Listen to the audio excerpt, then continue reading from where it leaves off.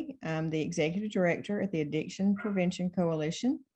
And I'm going to pull up the slides again and walk you through what we're doing here and how it's part of a series. But I did want to say that we are very passionate about family support, as is Mike and UAB. So we are thrilled to be here and to be able to talk about this. But an important piece of the story for Art and I, this is Art Wimberly, my husband, is that we have 5 children, and 2 of our children have struggled significantly with substance use disorder. It's been a 20-year journey for our family. So we come to this space as people that run family groups because we are parents and because we need that support, and that support and education has been so important to us in our journey. So I wanted you guys to know that up front, that we come from that space more than we come even from the education space. So let me share my screen again. And for those that have joined since, if you'll scan this right quick, then I'm going to go ahead and go past this. Let me make sure. Okay, we're good there. Okay. Oh no. Okay, there. All right. So we are an Addiction Prevention Coalition, and I'll let Mike talk about UAB. We're a nonprofit in Birmingham. We've been around about 14 years, and we focus on awareness, prevention, and connecting people to the resources they need. And today we're going to be talking about CRAFT, which is community reinforcement and family training. So just to tell you who's going to be talking to you guys today, and pardon me for reading this because I don't want to mess this up, but Mike Martin from UAB Addiction Recovery Program. He has been working in this space for 21 years in hospitals, treatment centers, and community settings. He's a family therapist, provides clinical support and leadership specifically related to family services. He's a licensed professional counselor. He's a certified sexual addiction trainer, and he holds a Master of Divinity in Pastoral Counseling and a Master of Education in Agency Counseling. He has 2 adult sons, and he lives in Homewood with his spouse. And we are thrilled to have partnered up with Mike. This has been an adventure for us, and they'll tell you a little bit more about us learning about craft material and the evolution of that and putting it together for this presentation. And then Art Wimberly, he happens to be my husband as well, is a 30-year veteran from the mortgage banking industry. He has founded a small nonprofit called Thrive that provides recovery coaching, Enneagram coaching for individuals, for couples, and is now doing a lot more Enneagram workshops in workplaces, in churches, and in other settings. And then I've already told you who I am. Okay, so we're in a series, and we're calling the entire series, Why Won't They Stop? And that is really a family support series. So we've had one webinar by Bronwyn McInturf on understanding addiction that I know some of you guys were able to join us on, which was phenomenal. And she works with Mike. They work together. But I wanted to mention that this series is being put on by many different agencies, as you see here. UAB, Thrive, Not One More of Huntsville. I know some of you guys are joining from Huntsville. The Drug Education Council in Mobile and South Alabama, and the Birmingham Recovery Center, which is a new outpatient, intensive outpatient facility here in Birmingham. And all of it is being funded by the Children's Trust Fund of Alabama. And you will notice that when you do the intake and when you do the post survey, that it'll be asking you about child abuse and neglect issues, because that's how they are funded. So that is why we're doing it that way. So today we are doing a webinar on an introduction to craft. Basically, that is the community reinforcement approach and family training intervention. It is evidence-based and it has been around for a while. Mike and Art can tell you the history, but basically, why craft and why are we talking about it in this series? We wanted to put together a series of education and then really a way to walk out the education that was being provided. So we knew about craft and we knew that it was an intervention that we wanted to know more about. And we knew that there were a lot of people asking questions about craft and wanting to dig in deeper. So what we're doing today really is truly just an introduction. And we're going to offer later, at least in Birmingham, a in-person craft training for 6 weeks where we actually dig into the topics that are going to be introduced today, and teach you how to implement those into your family systems. And certainly it is helpful for dealing with somebody in your family, a loved one that is struggling with substance use disorder, but truly the principles of craft are helpful in dealing with all relationships. So the craft approach is designed for family members and friends who would like to improve their relationship with their loved one suffering from substance use disorder and want to motivate them to reduce or end their substance use. So I think this is the point that I'm going to stop talking and hand it over to Mike and Art. And I am going to mute myself so you don't hear that dog barking and try to take care of that. Did I forget anything? Oh, okay.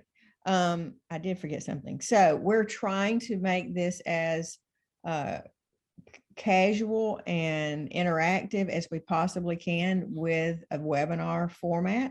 So we welcome you guys to put information in the chat and in the Q&A, and I'm going to do my best to monitor that. And as we present, we kind of got the presentation in parts, and as they finish each part, then we're going to pause and go through the chat and try to answer as many questions as we can. And also we will take a break every hour. So now, did I forget anything, Mike and Art? There's a question in the chat about whether there'll be a PDF to print out for future use. Okay, so after we're done, I will send, what I'm going to do is I'm going to take everybody that has signed up for this, and I will send out a follow-up email, and it will have a link to the video, and it will have a link to a copy of the PowerPoint. Does that answer the question? I think so. Okay. Okay, guys. Thank you, Carrie.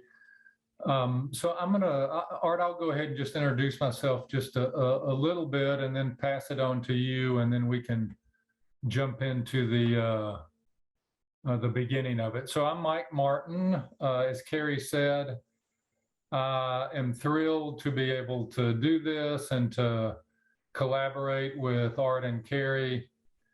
Been a family therapist for 20 plus years at UAB, and UAB has an addiction and recovery program, and I work with families, and we have an intensive outpatient program. And one of the things I've done over the years is do family workshops as well as family support groups.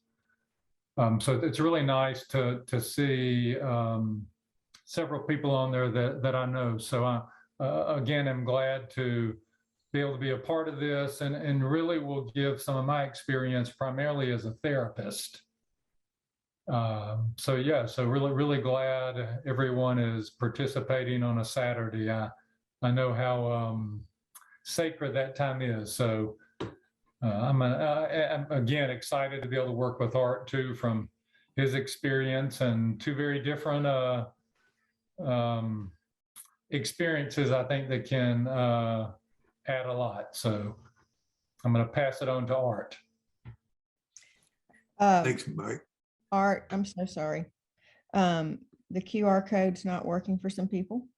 So I'm going to pull this down and I'm going to go grab, y'all bear with me for just a second.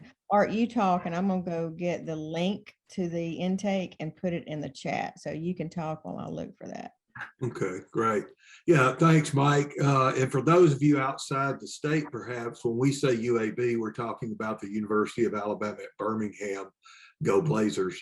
For some of you who might not know what we're talking about. And I am a person grateful to be in long-term recovery myself. Also, as Carrie said, a certified recovery coach and Enneagram coach. I do lay counseling and help facilitate family support group for loved ones in addiction.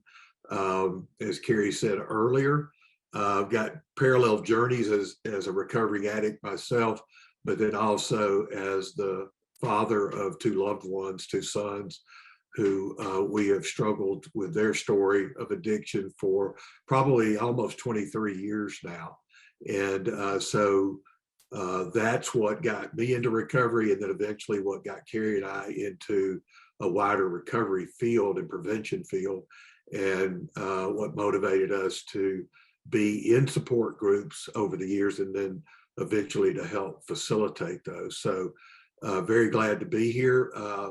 Love collaboration with APC. I'm a volunteer there, and certainly over the years, conversations with Mike and then getting to work with him on this has been a pleasure. So Carrie, I think we could go to the first slide if you have the ability to put that back up. Okay. All righty, here we go.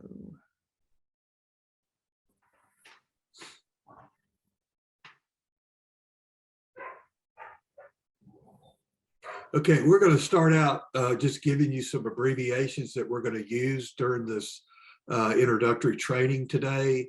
CRAFT, as we've already said, is community reinforcement family training. Obviously, substance use disorder is a family system and a community problem, so we need to train from that description. So abbreviation CSO, concerned significant other. Now we're going to sound a little clinical for a while, but we're going to try to translate for you. So concerned significant other really is what you and I would be as loved ones, family members, parents, spouses, brothers, sisters, or just good friends, or whatever, that know somebody struggling with substance use disorder and are concerned about it. Okay, so don't let CSO throw you off throughout the training. IP, another clinical term, is the identified patient. That would just simply be the person that we are concerned about that struggles with substance use disorder. And then last, engagement is just the idea of helping influence someone toward entering treatment. So pretty simple. Okay, and Mike, you want to pick that up?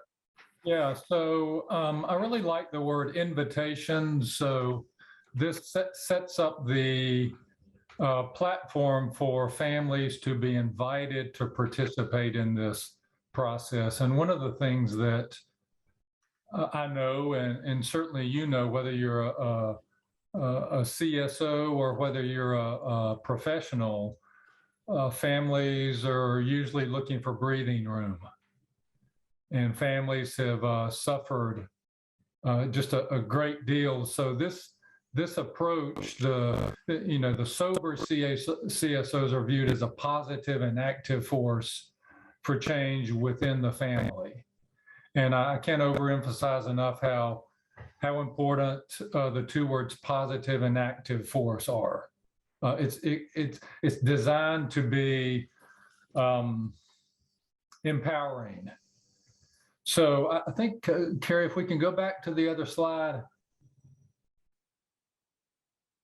There we go.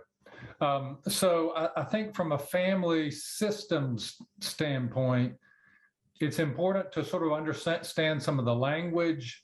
This approach is a little bit different because most of you are familiar with the term codependence. And one of the criticisms of codependency is that it has been or perceived as a pathological perspective or negatively labeling families as somehow it's their fault. So this is looking at it in terms of families are positive and an active force for change. I think the other terms that are important to see is families are crucial collaborators in the change process. So there is a role for families. And when I think of the term collaborator, I think teamwork. Families are wonderful teammates and able to participate in this process. Another point of this process and craft model is that CSOs have the opportunity to develop specific skills to positively influence their loved ones. And if you go throughout the craft material, one of the things that they emphasize is this is a skill building process. One of the things that families often are looking for are solutions. So this is skill-based. CSOs are invited to learn skills to improve their well-being. And then sort of a corollary to that is that craft participants are invited to participate actively in written exercises, homework, role plays, and other forms of behavioral training. I'll share an interesting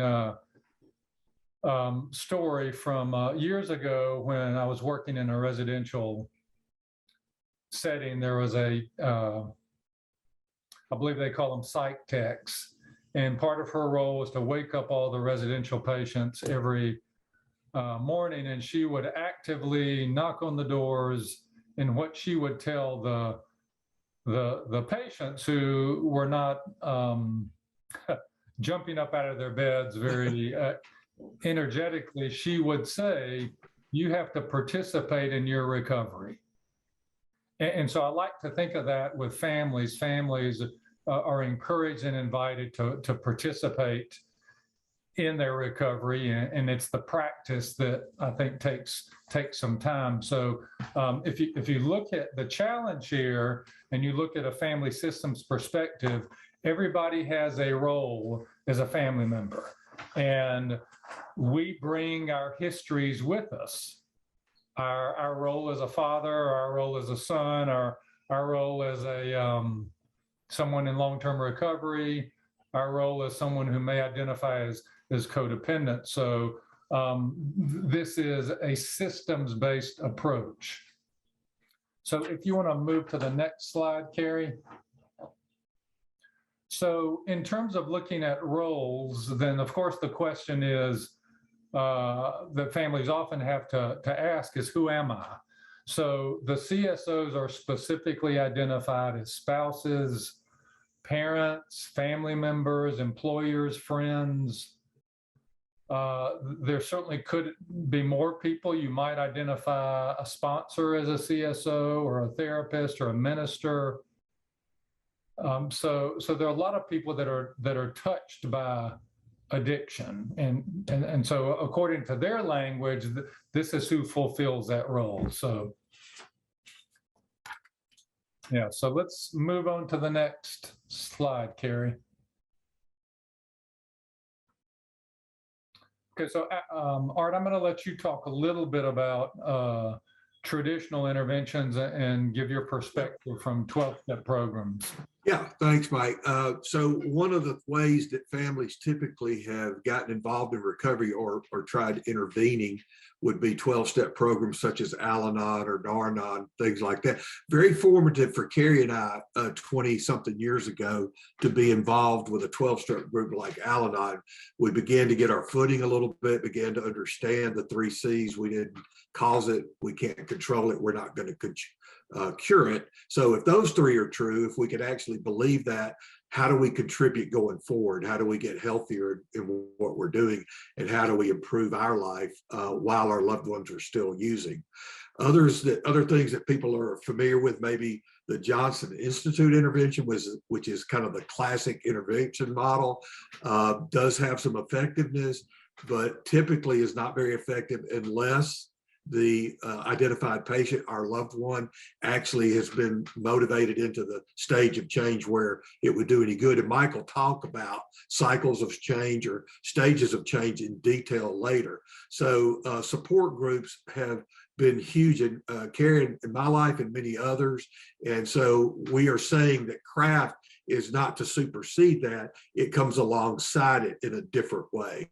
So I hope that makes sense. Mike, you want to talk about the last two? Yeah, can you say a little bit about Celebrate Recovery? Yeah, Celebrate Recovery is another international support group for families. It's very holistic, and then is you could go as the person struggling with substance use disorder. There are specific groups for that. In addition to that, there are what are, as Mike referred to, codependency. There's often what's called a codependency or an issues group. So that's more for the CSO that is not the one at that moment struggling with substance use disorder, but needs to come and learn how to improve their life, to get their footing, and to be educated about how to go forward since you're encountering addiction with someone that you're concerned about. So 12-step group, it is also 12-step based. It just comes through the Christian narrative. And again, for Carrie and I, happens to be a big part of our story. 2 or 3 years in, is introduced to that and began forming groups in Birmingham based on that. And for many years, volunteered in the state of Alabama to help those groups get formed, to train them and to nurture them and to keep them going. I'm glad you mentioned that, Mike. That's a great addition over the last decade or so for people seeking help. Others you might be familiar with are adult children of alcoholic, ACOA type groups. Those still exist if you can find them. What else, Mike? Yeah, so I also think, just a comment on Celebrate Recovery, you know, we are in the South, so religious groups, there's a need and a desire for religious groups. I have found the literature for Celebrate Recovery to be very good. The format for Celebrate Recovery is a little bit different, but it's very appealing to families. Sometimes there's a meal, sometimes there's a broader breakout group. So, but they're a little bit less organized than other groups, and they're a little bit harder to find. Yeah. The other two groups I would just mention that have become more popular over the years, there is a group called Recovery Dharma, or Dharma Recovery, that is a national group. It's probably an international group, and they have literature, and it's much more of an Eastern based group. They have sponsors, but they're called mentors.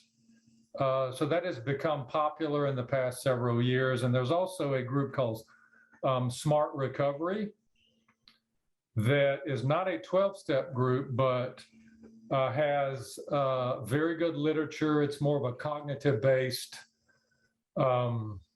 support group. So those are additional groups that have been very popular the past several years. So I want to say just a word about the interventions as well. Probably all of us have seen, if we're not too embarrassed to admit it, we've all watched the TV show Intervention. And we're all familiar with that model. And that model started in the 60s or 70s, and it was developed by, Vernon Johnson, who actually was a priest and who had a desire to help those suffering from addiction. And, I think the industry developed around that model where families were involved. The identified patient was not included in that process until the end. And families typically would plan and write letters to the identified patient, and at a last meeting, they would deliver those letters of care and concern and impact of the addiction. So I think that does have some value, and it's still used. There is a newer model out there that is more family system based called Arise. And one of the things I like about that is that the identified patient is included in the process from the beginning. So it's much more of a collaborative process, and there's not that type of secret keeping and, surprise them at the end. So I think it's helpful for families to know that there are many types of interventions and there's not one way to do it. I tend to lean a little bit more towards the softer approach. And so I think that's helpful for individuals to know. Now, one of my experiences working as a counselor is that families can benefit immensely from therapy for a variety of meetings. Typically, families are in crisis and not only need someone to listen, but someone to provide a path or a pathway.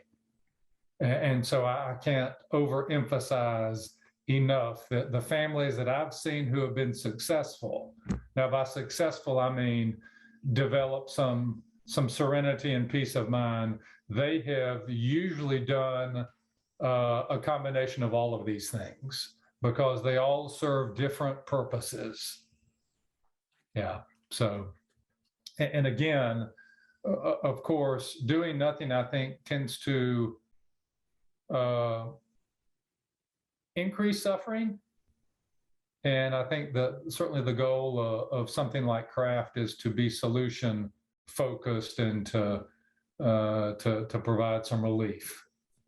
And Mike, one more thought was, I know several of the people that are on here are from a family support group in Huntsville that's run through a nonprofit. And I know that they are using some of the CRAFT material. So that's another, type of group that is just for people that are all over the country that are on here, is just family support groups that are, connected to organizations or whatever that are working in that space. Yeah, let me say a little bit about those groups too. And, having led family support groups for years, the family support groups can be very different in structure. They can, it's what I would call a hybrid group. It can involve some teaching, it can involve some education, it can involve some really connection and support. Al-Anon is set up a little bit different. Al-Anon is typically doesn't have the processing of information, but they do teach specifically based on Al-Anon and 12-step material, which can be very, very valuable. So I found that the support group, family support group, and the Al-Anon in combination can work very well, but they're very different. And Mike, the question about the newer intervention process that you talked about, the RISE, is that what you said it was called? Yeah, I'm going to put it in the chat. Okay.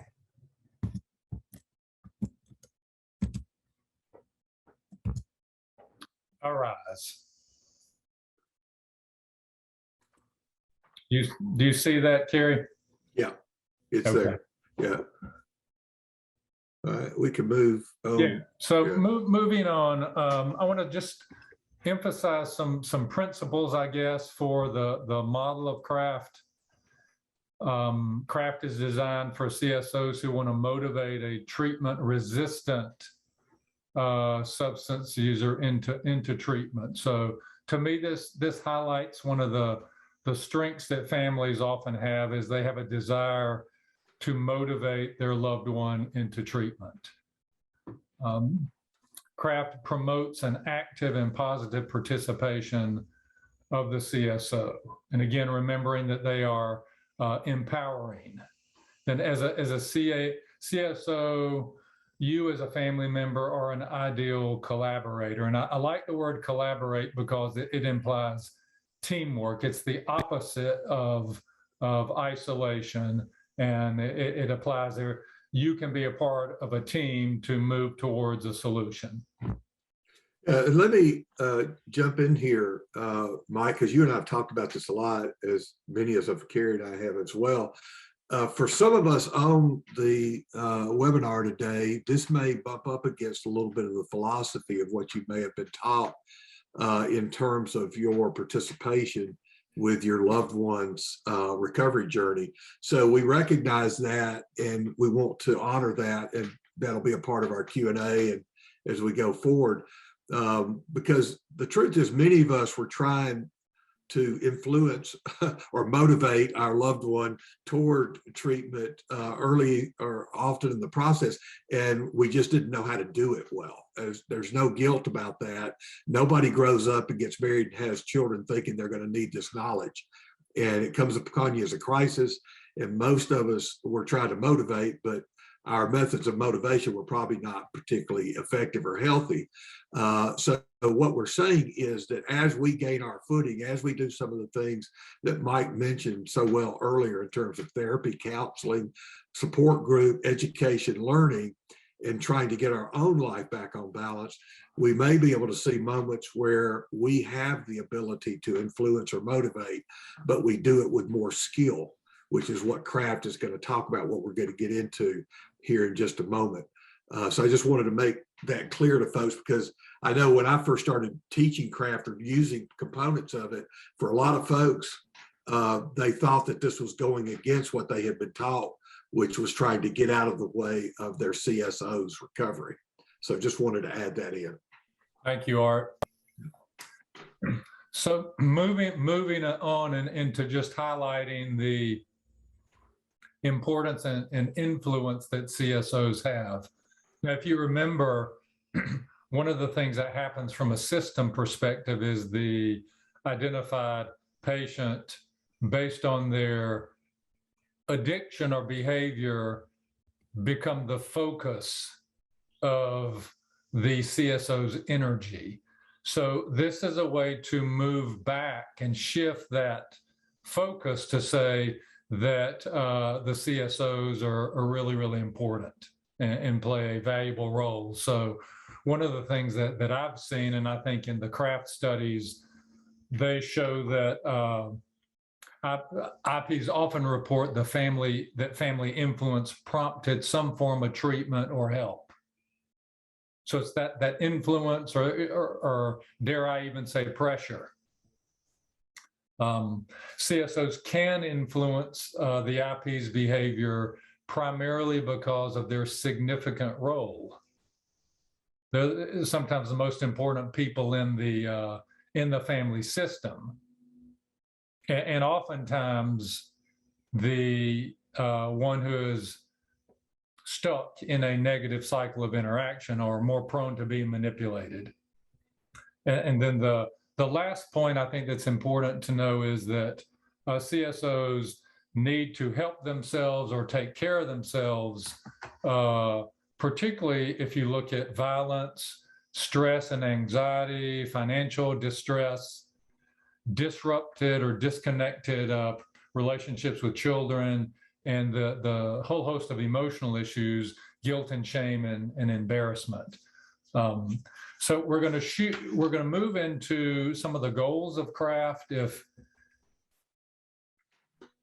there you go. So we're going to keep coming back to these goals to make sure you have those in your mind, because I think Kraft is solution focused. And so if you look at the first one, I really want to spend a little bit more time here. And if you remember the idea of suffering,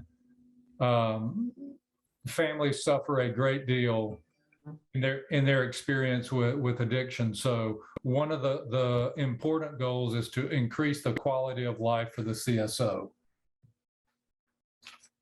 So ironically, one of the things that I do when I talk to families is ask them, what can you do for you?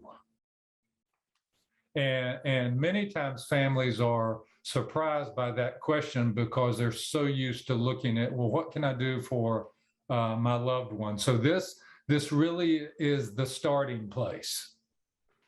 And I'll share an example. So of course, the this family systems applies to all of us. And even though I didn't grow up in a home with addiction, certainly I had a system that impacted me in a great way. So I had a very difficult, humorous but difficult experience some years ago skiing.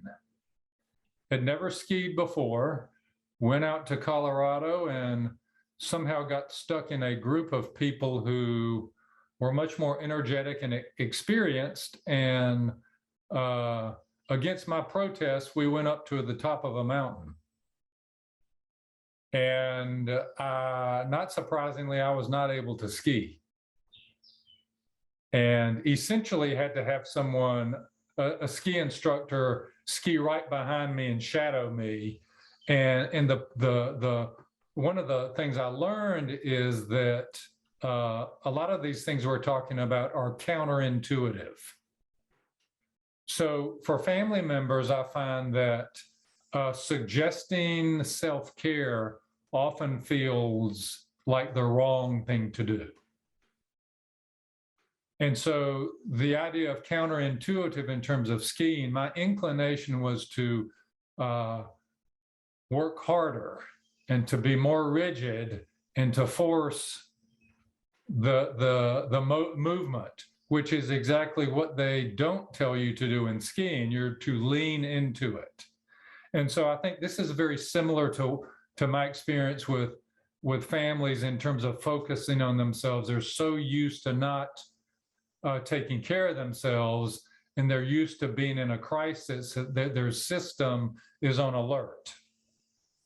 So it takes a little while to soften and to learn how to take care of yourself. So I think families often are in survival mode.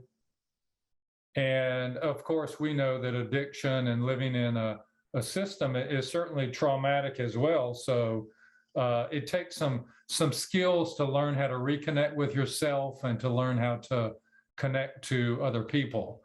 I'm going to just mention some quotes I think that have been really helpful for me. And these can influence your understanding of family. So one of the quotes is from a mathematician years ago, and his saying was, "Give me a place to stand, and I will move the earth." Well, I think that helps me understand sort of the perspective of craft. Family members have a lot of power, much more power than they realize or understand. A second quote that everyone has heard, and I don't know who originated it, but it's the saying that it takes a village. And so I think family members are often stuck in isolation. And so the idea of support groups and connecting to people in fellowship really increases their quality of life. I just can't overemphasize that enough. And then I'm going to throw in a quote from a German philosopher that you may have heard of called Rilke. And his quote, he's got a poem about this, and he said, "I live my life in ever widening circles." And what that I think suggests is that it's in the healing process where we need to connect to people and keep expanding. And I think to me that is just so important to expand and connect with people, whether it's Al-Anon, family support group, sponsor, Celebrate Recovery, exercise group. All of those things are so important. So the next two goals, of course, are to decrease the using episodes in the identified patient. And to me, the idea of that is that the family member, through their influence and through their modeling and reinforcing in different ways, it has a a powerful impact on their loved one who is battling addiction.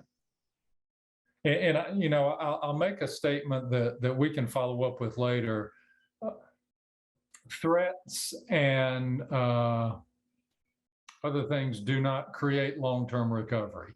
Even pain doesn't create long-term recovery. Pain can create the opportunity. What does, and studies will bear this out, what does create long-term recovery is the consistent interaction with positive influence. And studies will show that actually changes, I think, the neuroplasticity of the brain. So the family members' interaction and self-care certainly can influence the using episodes. Then the final goal for CRAFT is just to engage the identified patient into treatment. Now, what I would say is that treatment has different definitions. And these days, there are a lot of different types of treatment, from outpatient to residential to long-term. And of course, insurance companies define treatment in a lot of different ways. So that's a broad category. So I want us to shift to the next slide. And this has been one of the most influential, I think, models for me in working with addiction and working with families. And sometimes this is referred to as the stages of change. And so this helps, I think, families move beyond their self-care to understanding their relationship and how to interact with their loved ones. And this was actually, it's been around for quite a while, and was originally used with individuals who were attempting to stop smoking. And one of the things I like to encourage family members to do is to look at this model and apply this to themselves. This can apply to food. Oftentimes we want to make changes with food, or we want to make changes with weight, or even exercise. So Carrie, do you want me to stop now or go through this model? Sorry, it took me a minute to unmute. We don't have any questions right now. It doesn't look like. So why don't you go ahead and go through the model? Okay. You guys, if you've got questions, thoughts about what has been shared so far, we're going to take a break after this one and answer some questions. So y'all put those in the chat. So go proceed. So if you look at this, and to me, what families often hear, and what sometimes is even communicated in the world of information, is a perspective of just don't do it, meaning just don't use, or stop that bad behavior. And to me, that indicates more of a frustration from families and a lack of understanding from practitioners. It's sort of falling into the Nike framework of just do it. Well, just don't do it. Well, that tends to not work for individuals who suffer from substance abuse disorder. Most of the time, they have attempted to not do it, and it doesn't work based on the model of addiction. So this is a helpful framework to understand motivation and behavioral change. So if you look at the beginning, and again, the emphasis for me for families is recovery and behavior change is often not linear. It's much more of a spiral. So the starting place for or the entry place into the model of change is pre-contemplation. And this is where the individual doesn't have an intention of changing, and they often don't even have the awareness that there's a problem. Typically, it's other people, including families, who are aware of the problem, which is why they use the phrase pre-contemplation. They are not contemplating change yet. Then you shift to, and again, you can stay in that for a long time.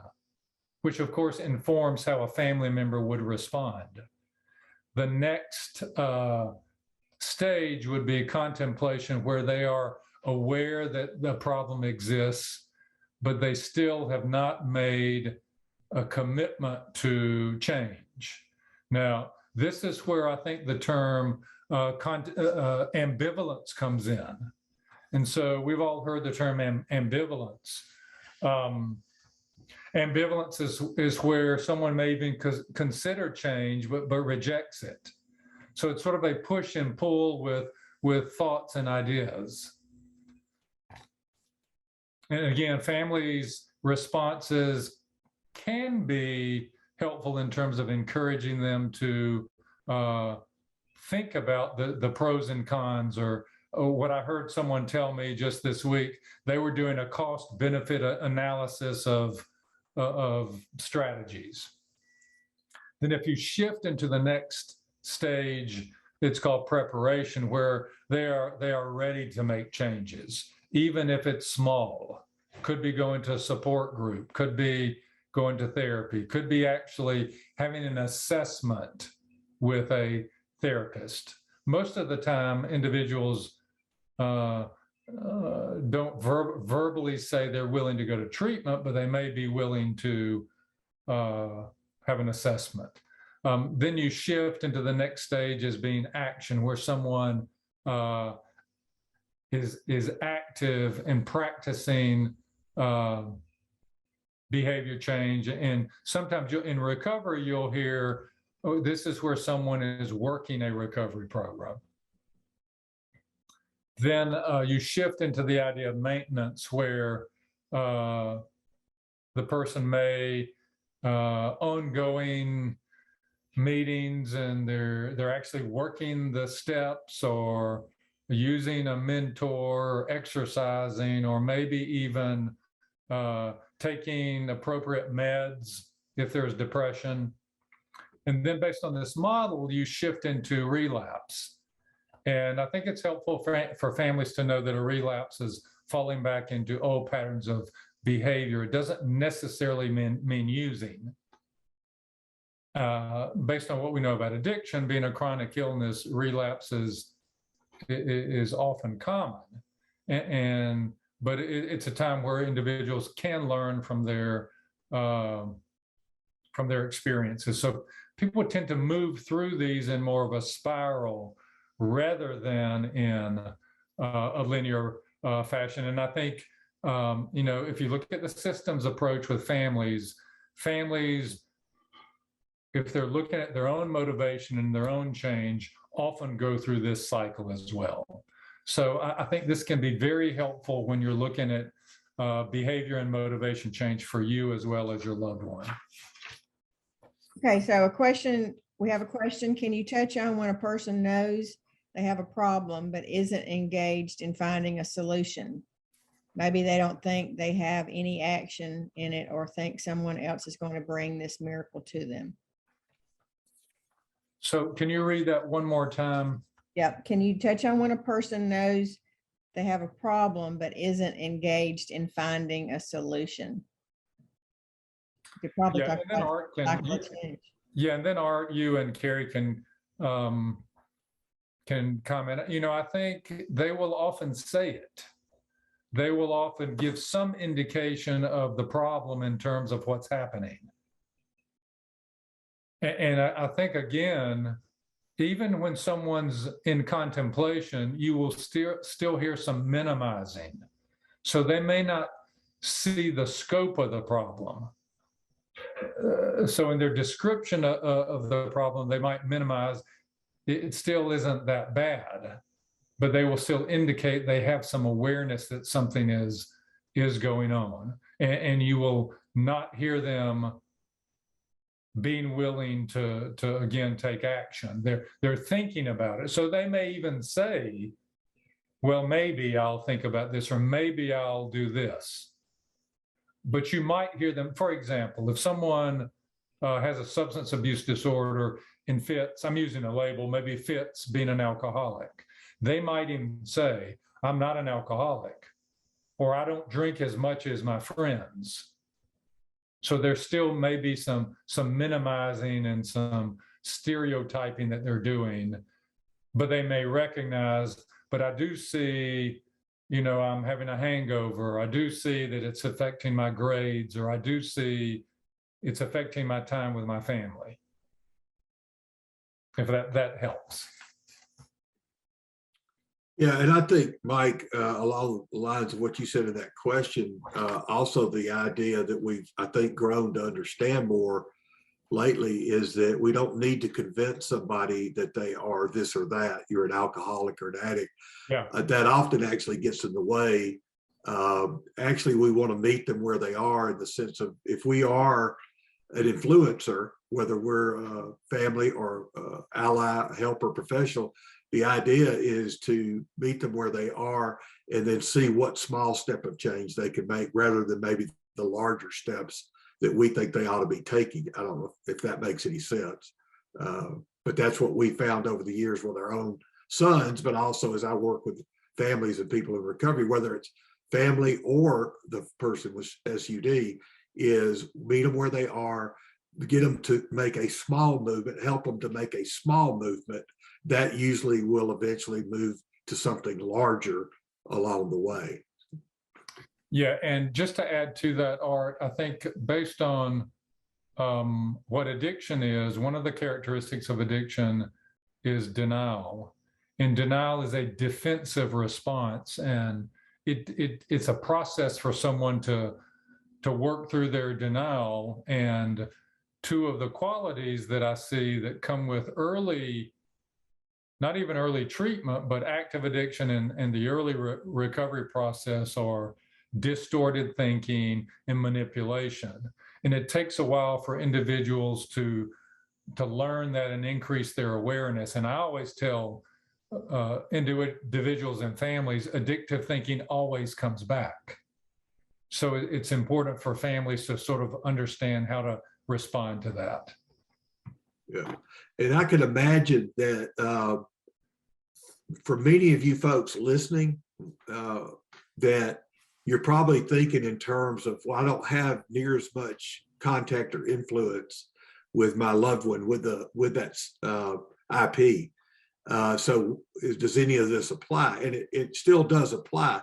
You may not have as much contact or influence. They may not be in your home or in your community, or you may not have a lot of phone or in-person contact with them, but will some of the things we're talking about apply to us? Absolutely they do, because remember, one of the goals of CRAFT, as it is at Al-Anon and other support systems, is improving my life regardless of what my IP is doing right now.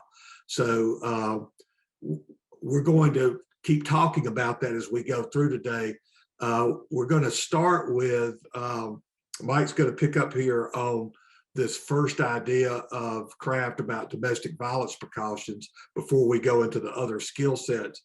We'll do that, and then we'll take a break and give you guys time to interact. So Mike, why don't you do the number one, domestic violence precautions? Yeah, let me just make sure, Carrie, we're in target with Carrie. Carrie, were you wanting to take a break before, or?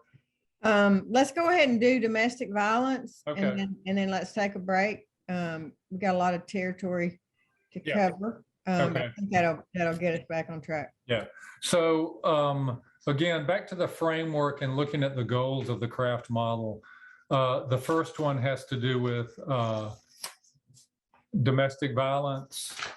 And this is the first goal. And one of the things we did, although they don't typically do this with CRAFT, we combined this domestic violence with sort of the quality of life and goal setting. So if you can shift. So I think, to me, one of the characteristics of addiction is violence.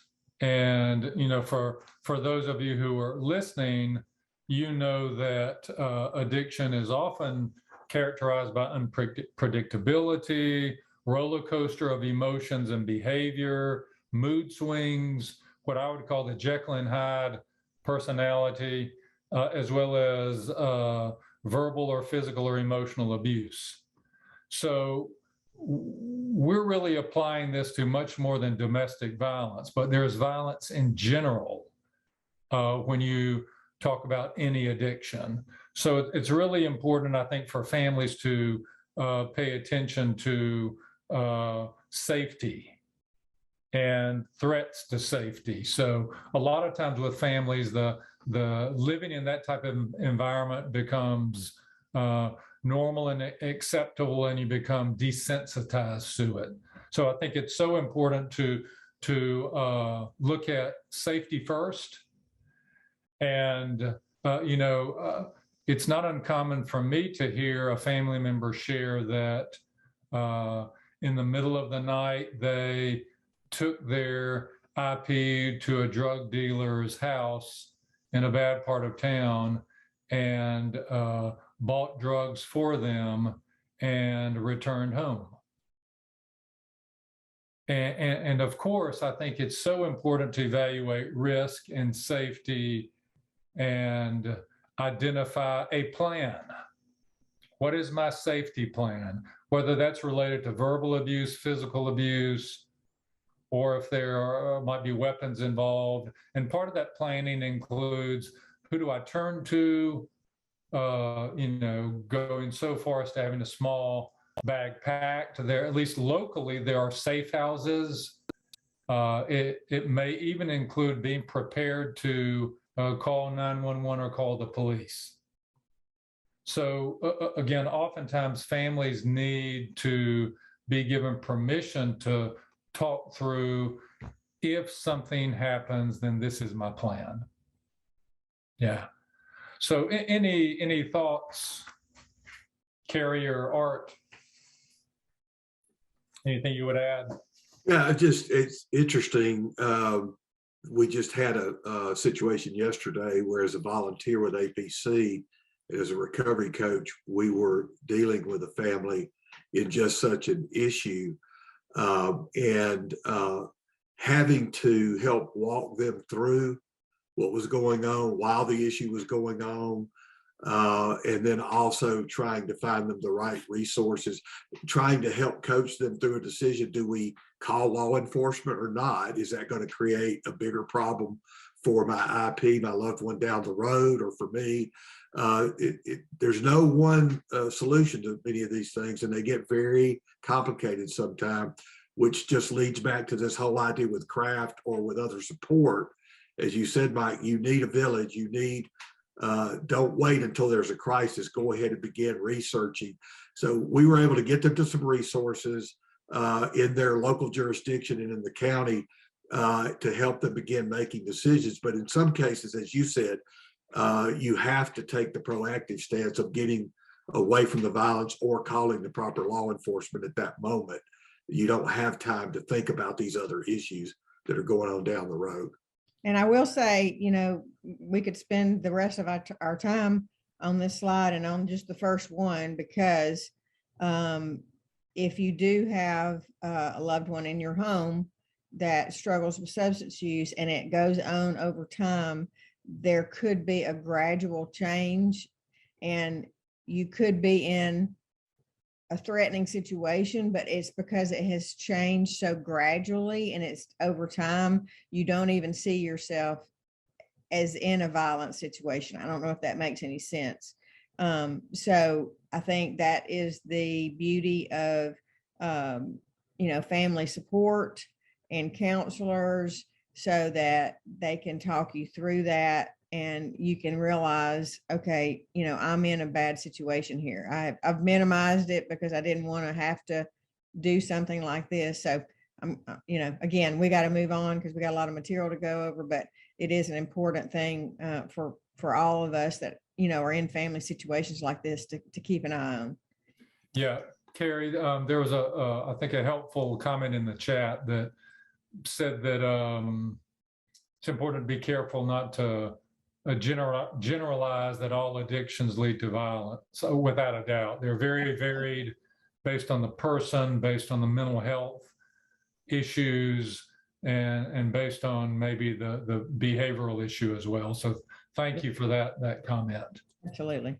Okay, so we're going to take a break right here, and let's do 10 minutes. Does that sound right for everybody? And I know that you guys are going to get tired of me saying it, but I realized that I put the link in under the panelists and not everybody.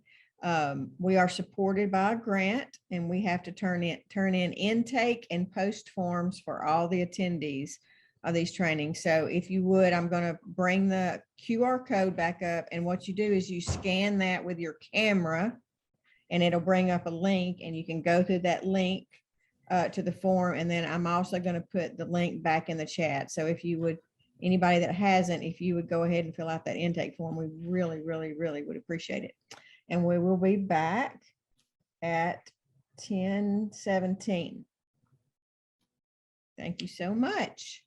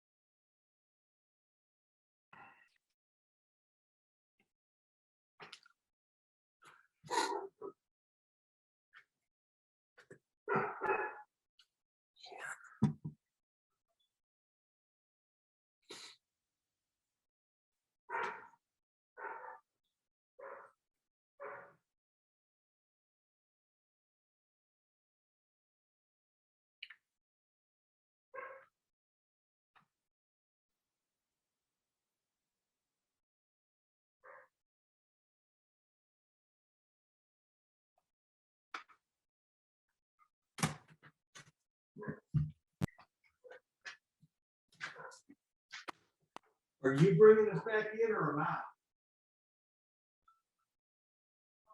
Yeah.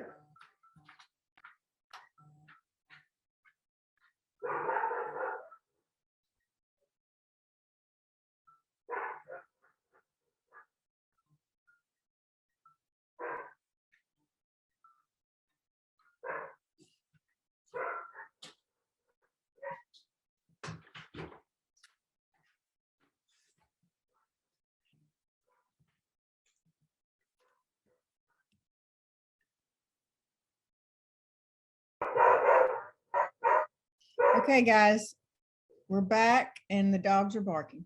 So I'm working on that, but we're glad to be back and we have some questions in the chat and in the Q&A.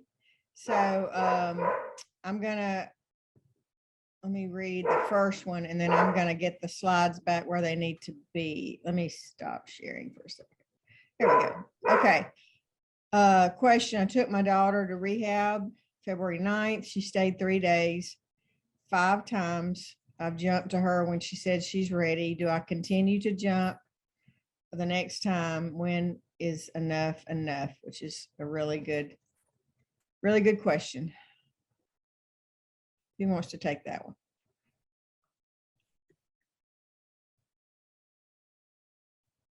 Well, I'll weigh in and then I'll let Mike see if he's got something there as well. We went through that with one of our sons too, a number of years ago. And again, as we've tried to state throughout the training, no one size fits every situation. So these are often complicated and difficult to answer. In general, I would say this is the type of decision that has to be made through a good bit of counsel, whether it's therapy, support group, sponsor, whatever you could bring into the play, because so many specifics, details may be involved that makes it difficult to know how to answer something like that.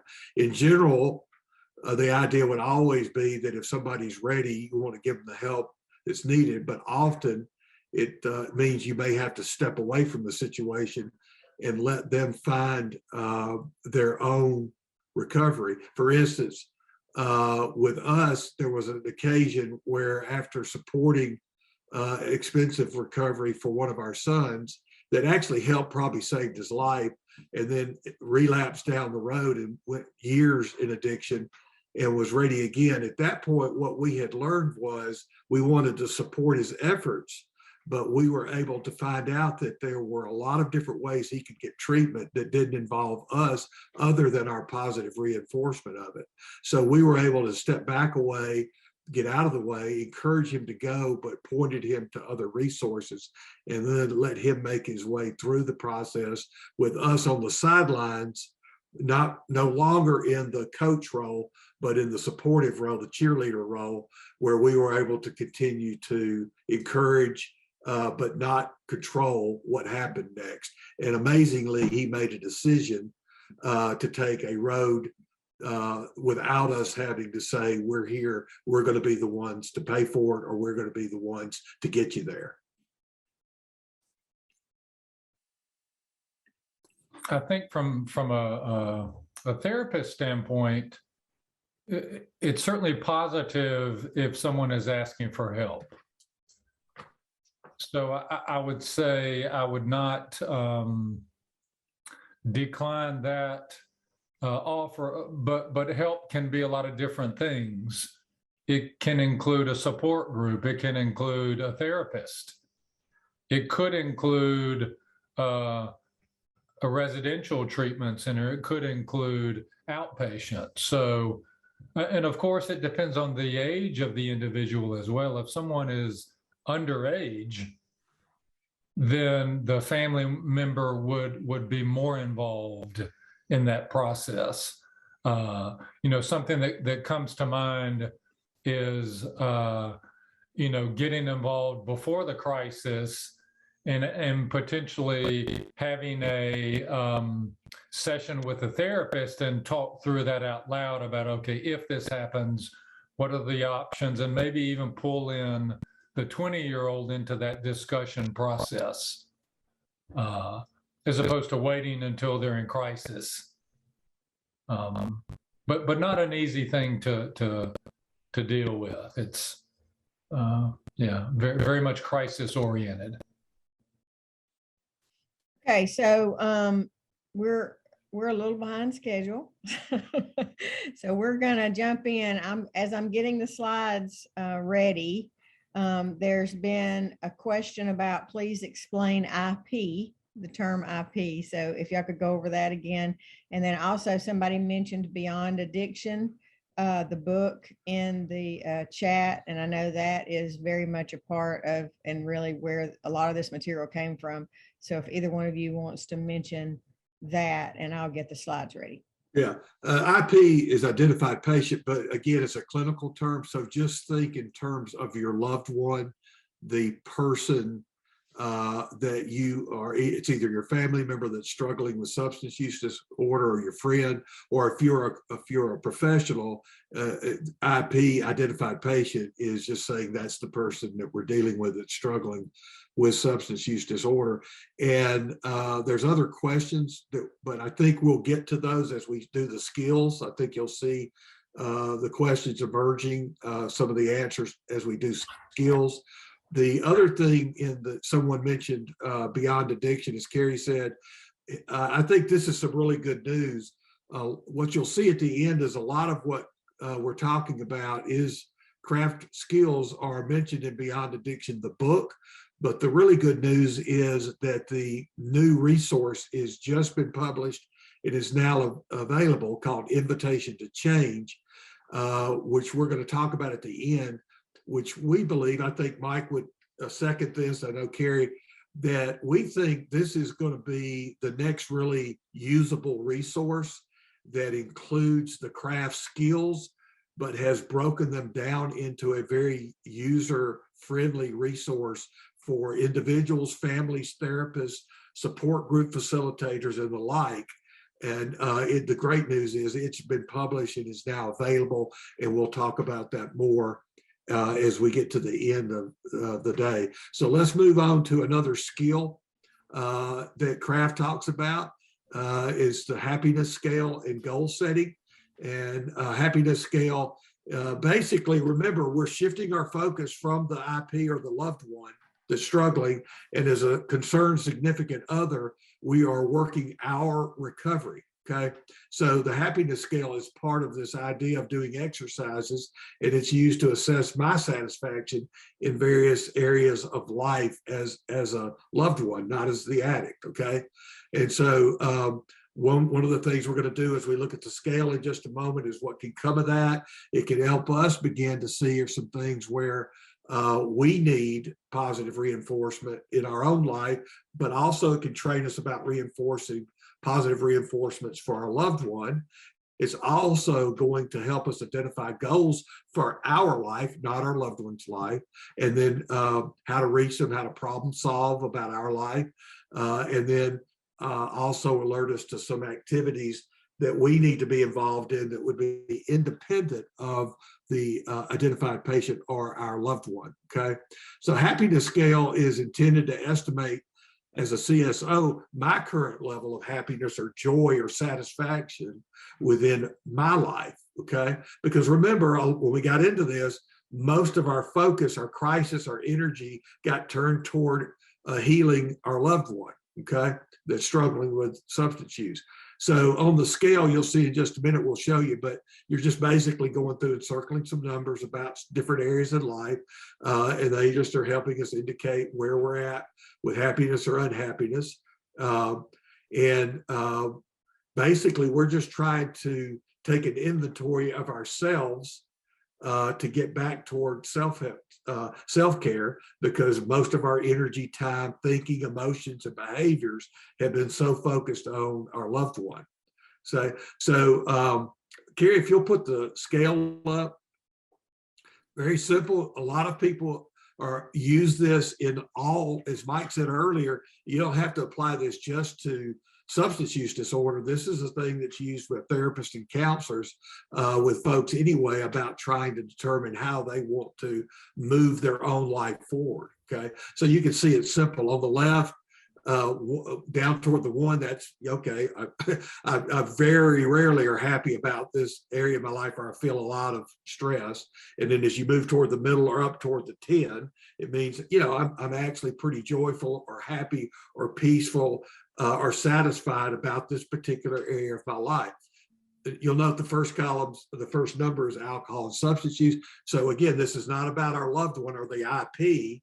This is about us. Do we have any struggles in these areas? Because that's often the case, not always, but often. And so we're just assessing our level about that. You go down the side, you see satisfaction with job or education. And we're just asking our CSO to circle the number where they feel that they're at, okay? Financial situation, social life, personal habits, satisfaction with marriage, family, other, legal issues, emotional life, communication, spirituality, overall level of peace and joy. So we would sit down with the CSO, someone like myself as a parent who's struggling with addiction in the family system, and we would have them circle these things. And then we're going to use that as a way to begin to look at where our self-care needs might need to be focused. Okay. So Carrie, if you'll go to the next one. So we were going to take some time and actually, you know, let you guys do this, but we're a little bit behind.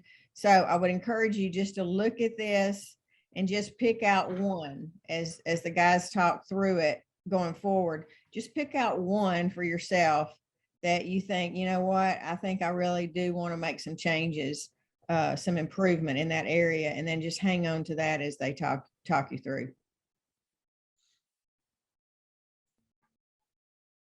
Okay, when you're doing goal setting, basically that's coming from your work in the happiness scale. So remember, we're shifting our thinking. It's now not about our loved one who's struggling, it's about us. How do we become intentional about paying attention to areas of our life that we may have neglected or let go of? And the doing the exercise with the happiness scale alerts us to that. And one of the really cool things about this is we've been trained is often we look, oh, where's the small number and go straight there? Where's the 1 or 2? But this actually says, no, try to find one of those areas in your life on the scale where you've had some mild to moderate success, or actually is doing okay, and maybe not at the bottom, maybe not at the top, but where am I experiencing something that seems to be, I can move the scale a little bit on that one, and that'll improve my life and thus improve my relationships with other people. Maybe you're like Carrie and I, we had 2 small children in the home that we were still having to parent while we're in crisis mode with the 2 older sons.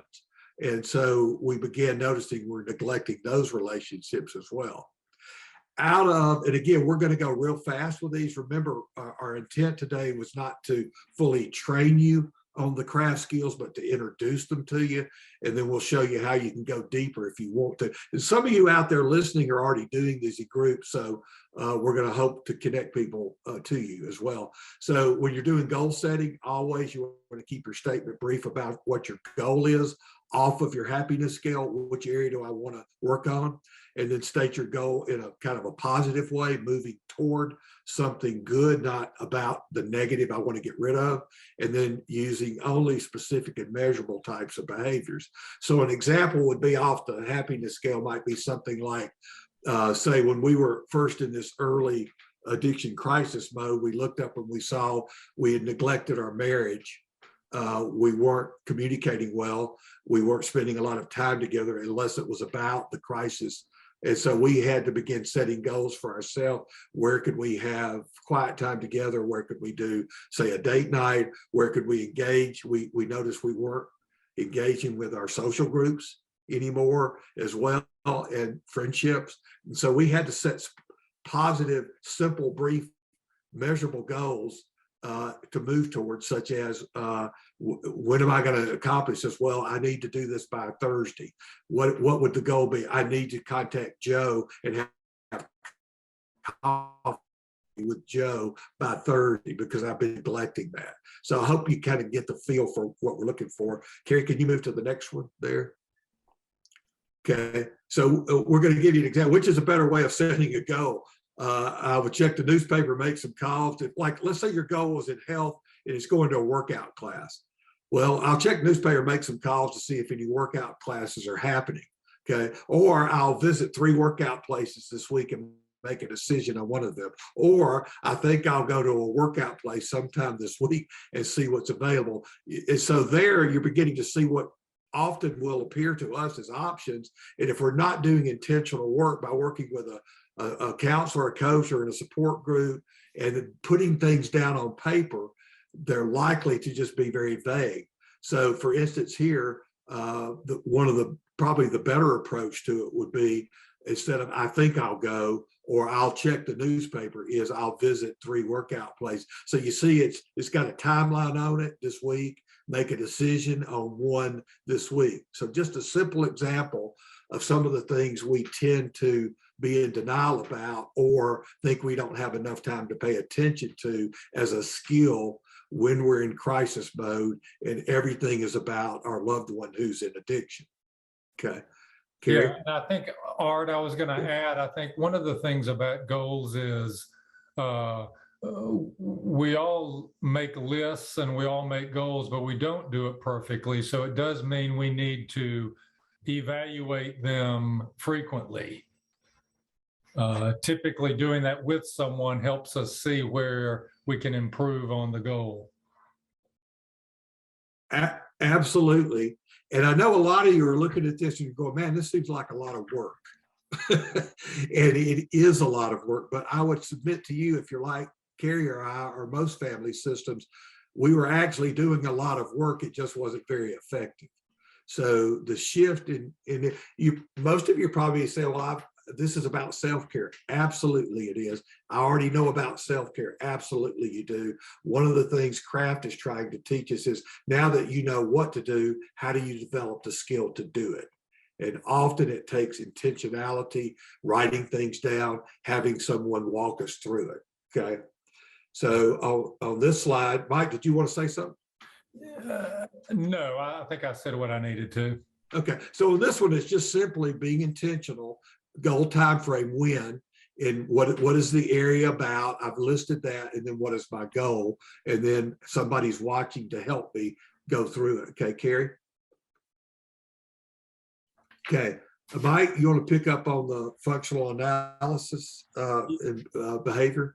Yeah. So if you look at the next goal, this is a little bit more technical, I suppose, but this is a what they call a functional analysis of behavior. And the purpose of this is to collect information.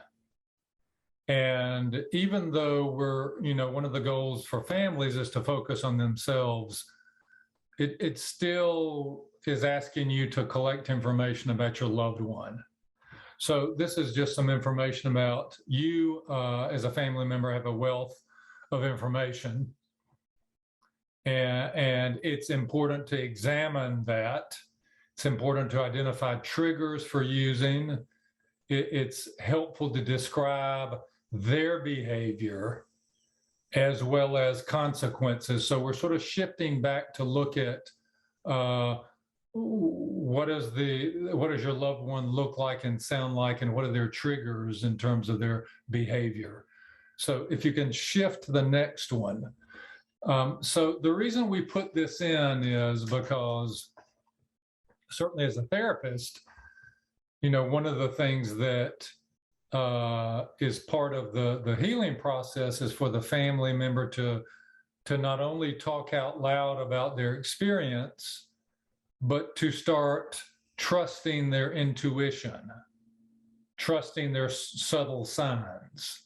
And so it is really important for them to be able to verbalize and identify signs of the addiction, signs that they may feel but haven't verbalized. So it could be related to their speech, it could be related to their mood, their behavior. Oftentimes I will hear family members describe all of those things, and they don't necessarily connect that to their addiction, or they might be in some denial themselves. So they have a wealth of information that they can use to help them set goals and to help them decide on paths forward, whether those are boundaries or how to interact or when to pull back. Yeah. So if you look at this craft functional analysis, so they are asking family members to take a detailed look at their loved ones' triggers, behavior, short-term benefits, and long-term benefits. And again, to me, this is part of the first step of developing strategies that family members need to have a clear understanding about what's happening, certainly externally as well as internally, because that can help develop strategies, but it also can help develop empathy and compassion in terms of understanding. So if you look at this next slide, then this is an example of one that a family member has filled out. And you see just from going through it, they identify specific people. Who are they usually with when they're drinking or usually? Well, Bill and Louis. Where do they usually drink? Well, at their house. When does this happen? So you're breaking it down and getting specific information. Then it goes further and asks about internal triggers, because I think it is helpful to understand what is going on in the head of your loved one. Then again, what is their behavior? What do they drink? What are the benefits of someone who's drinking or using? Well, there often are a lot of benefits. So, and then you take a look at some of the consequences in terms of interpersonal relationships, physical health, emotions, legal consequences in jobs. So this is sort of a way for a family member to really do a structured look at the addiction. And it takes some of the reactivity of it, which again, families usually are very caught up in some of the emotions of it because it's very difficult. So this can be a helpful tool for families to use. Yeah, I want to touch on something that Mike just said about empathy. By the time some of us get to the stage where we're asking for help or in a journey that's gone on a long time, for instance, with us, one son, the addictive cycle was 17 years and another was about 15, then with a relapse, a couple of more years. So we were going through it with two different children over 2 decades. So often by the time you get to the place where you're seeking help or on a long journey, your loved one kind of becomes unconsciously for us a problem to be solved rather than a person to love or to be empathetic to. So what Mike mentioned, when you do that craft skill, that functional analysis, it begins to not give them an excuse for their using, but create a different sense of empathy in us. And you'll see in a minute when we turn the tables on the functional analysis and begin using it as a CSO, how that becomes more important. Carrie, why don't we move through this one, skip this one for a moment and go and keep going to the next one. Okay, so here's one of the keys, I think, with a craft skill that is helpful. It's been helpful for me. It's been helpful for me personally. It's been helpful for me as a recovery coach or even as a group facilitator. We've done this a couple of times. So we're going to turn the table and we're going to take the functional analysis and we're going to apply it to us as a concerned significant other instead of our IP or loved one. And the way we usually do this is we'll go on a whiteboard or in a room on a piece of paper. And instead of starting on the left, we'll start in the middle where it says behavior. And as a parent, CEO, what is a behavior? that I feel like I would like to change. Okay. So we start by listing the behavior right there under that column. And then we'll go back and we'll fill in the other columns. So for instance, let's say as a CSO, a behavior I've been doing as a pattern, as Mike said, a reactive pattern, not a response pattern, but I've gotten into the emotional drama in the triangle and I just react every time with the same behavior.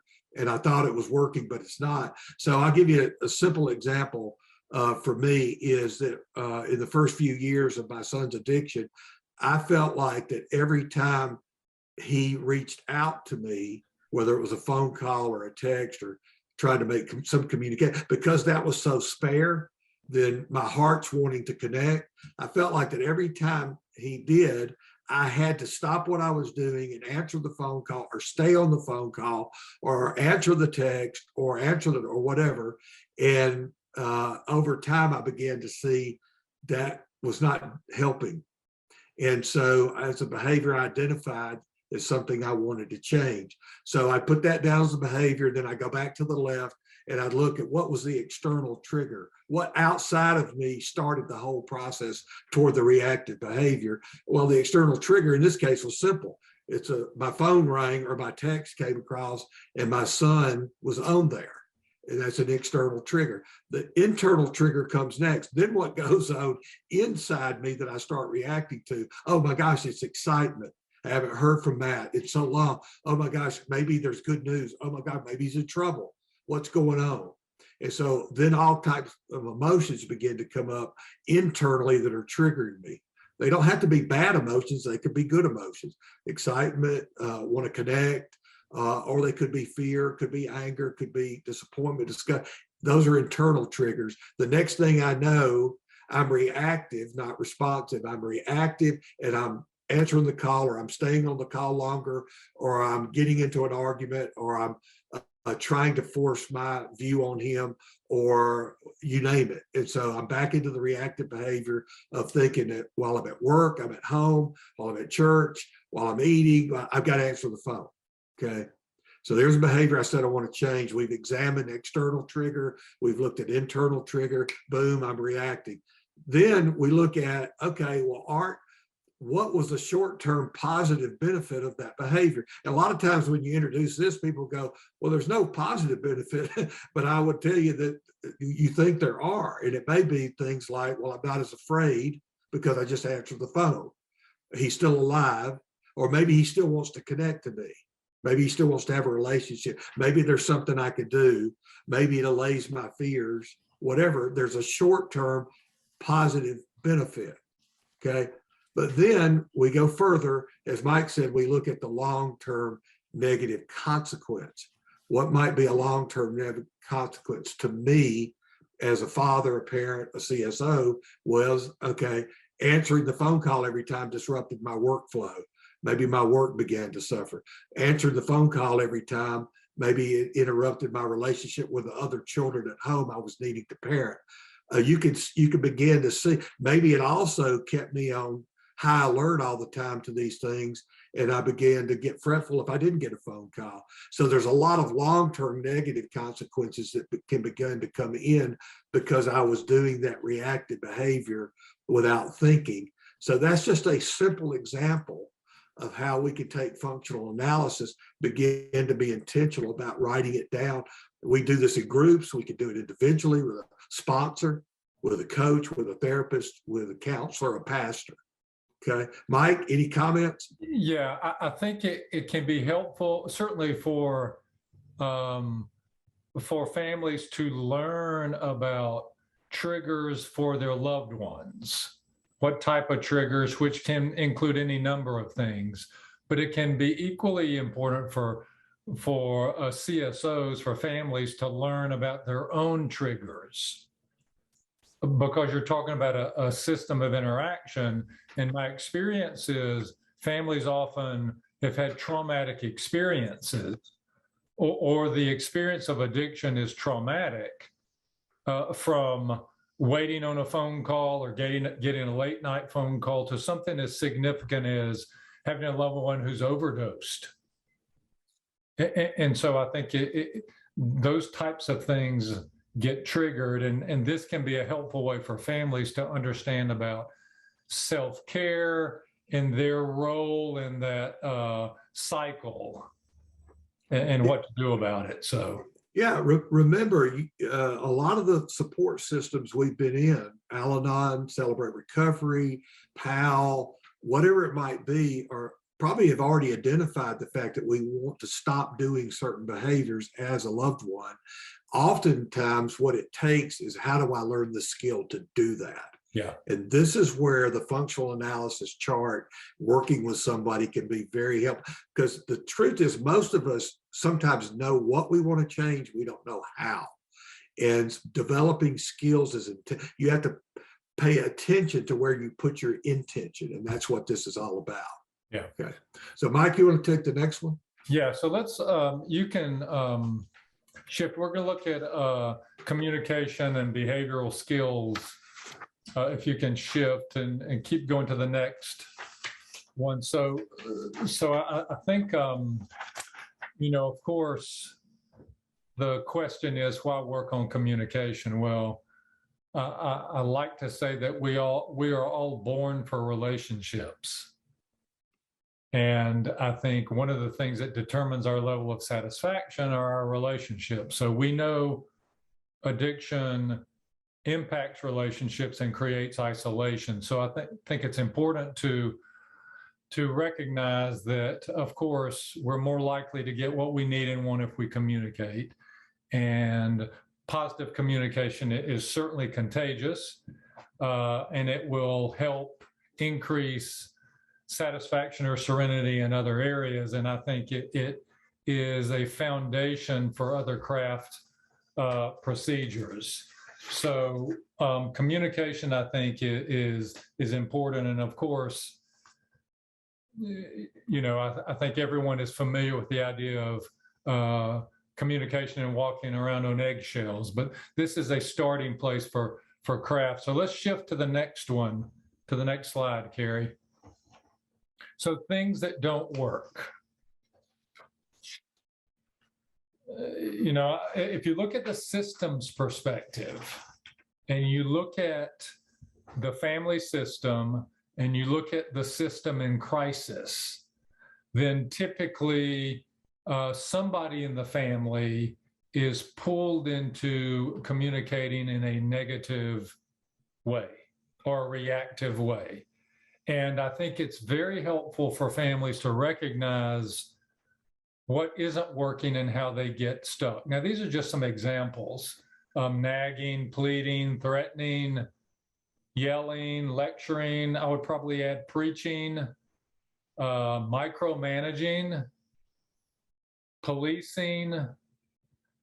You know, sometimes I think something as simple as I remember talking to someone recently this week whose husband was an alcoholic. She found his hiding place, and she would mark his bottle to see if he drank. Well, that's just sort of a behavior that she had created to help her. Now, you know, why in the world would someone communicate in these ways? Well, ultimately, I think what is underneath all of this is a great deal of fear, and I would even say terror. You know, if you have this fear that your loved one is going to pass away or they're not going to be okay, then I think most people will respond in some of these patterns. So I think it's important to understand what's underneath this. And most family members' motive is pure. They want their loved one to be better. So I want to give some examples. So, and I also want you to be thinking about, as we're going through this, is how well do you communicate? If you had to give yourself a percentage of being a successful or an effective communicator, how well would you do? Now, some of us might say, well, we communicate really well at work, but we don't communicate well at home. So I think it's helpful just to be aware of that. So I'm going to give some examples of what we would call negative talk, or controlling talk, or positive talk. So the negative talk, when you're messed up, our time together is miserable. Then the corresponding positive talk would be, I enjoy spending time with you when you're sober. An example of a negative talk would be, you make it impossible to keep track of our checking account. And a positive, what we would call reframe, would be, I really appreciate your help in keeping the checking account balanced. Then a negative talk would be, you always leave your dirty clothes all over the place. And then the reframe would be, thanks for putting your clothes in the hamper. So let's move to the next one now. Art, do you have any thoughts? Are there any questions about some of the negative types of communication? Well, just one, Mike, that it was surprising to me when I began working on this years ago, just how negative my communication typically was. Now, I could be manipulative in the other direction by being overly schmoozing, if you want to call it that, or trying to manipulate from the weaker side, if you will. But it really hit home when I began to get sponsored or to get coached or trained or therapy or counseling, just how much negative communication I imparted, not just with my loved one when I got a chance to talk with them, but I began to see how it leaked over into every relationship in my life, with my wife, with my other children, at work, because I was so stressed about that primary, what I thought was the most important relationship. Yeah, and I think this gets back to being self-aware of how other people perceive you. And everyone's heard the information about nonverbal and verbal communication, and only part of your communication is verbal. So one of the things as a therapist that I've heard loved ones or identified patients say about their families, they say, I would say 90% of the time, if not 100, that their families are triggers. Now, it doesn't mean, now sometimes I'll even hear someone say their families cause them to use. Well, of course, that's not true. What they mean is the communication pattern causes them to be defensive, and they don't have the coping skills to know how to navigate that. So back to that idea for families, it's so helpful to understand triggers and to be self-aware. So if you look at just some basic information about communications skills, it's important to be brief. Certainly with someone who's impaired or someone who is struggling, they will tune you out if you share too much information. Now, you might have that experience anyway in a normal relationship, but it's important to be brief. It's important to use positive language. Now, you can still set a boundary and be positive. It's important to be specific and to be clear. It's important to label your feelings. And to me, this is where it gets back to some of the power families have. It's really helpful if a family member can say, I'm really sad because I don't get to talk to you anymore.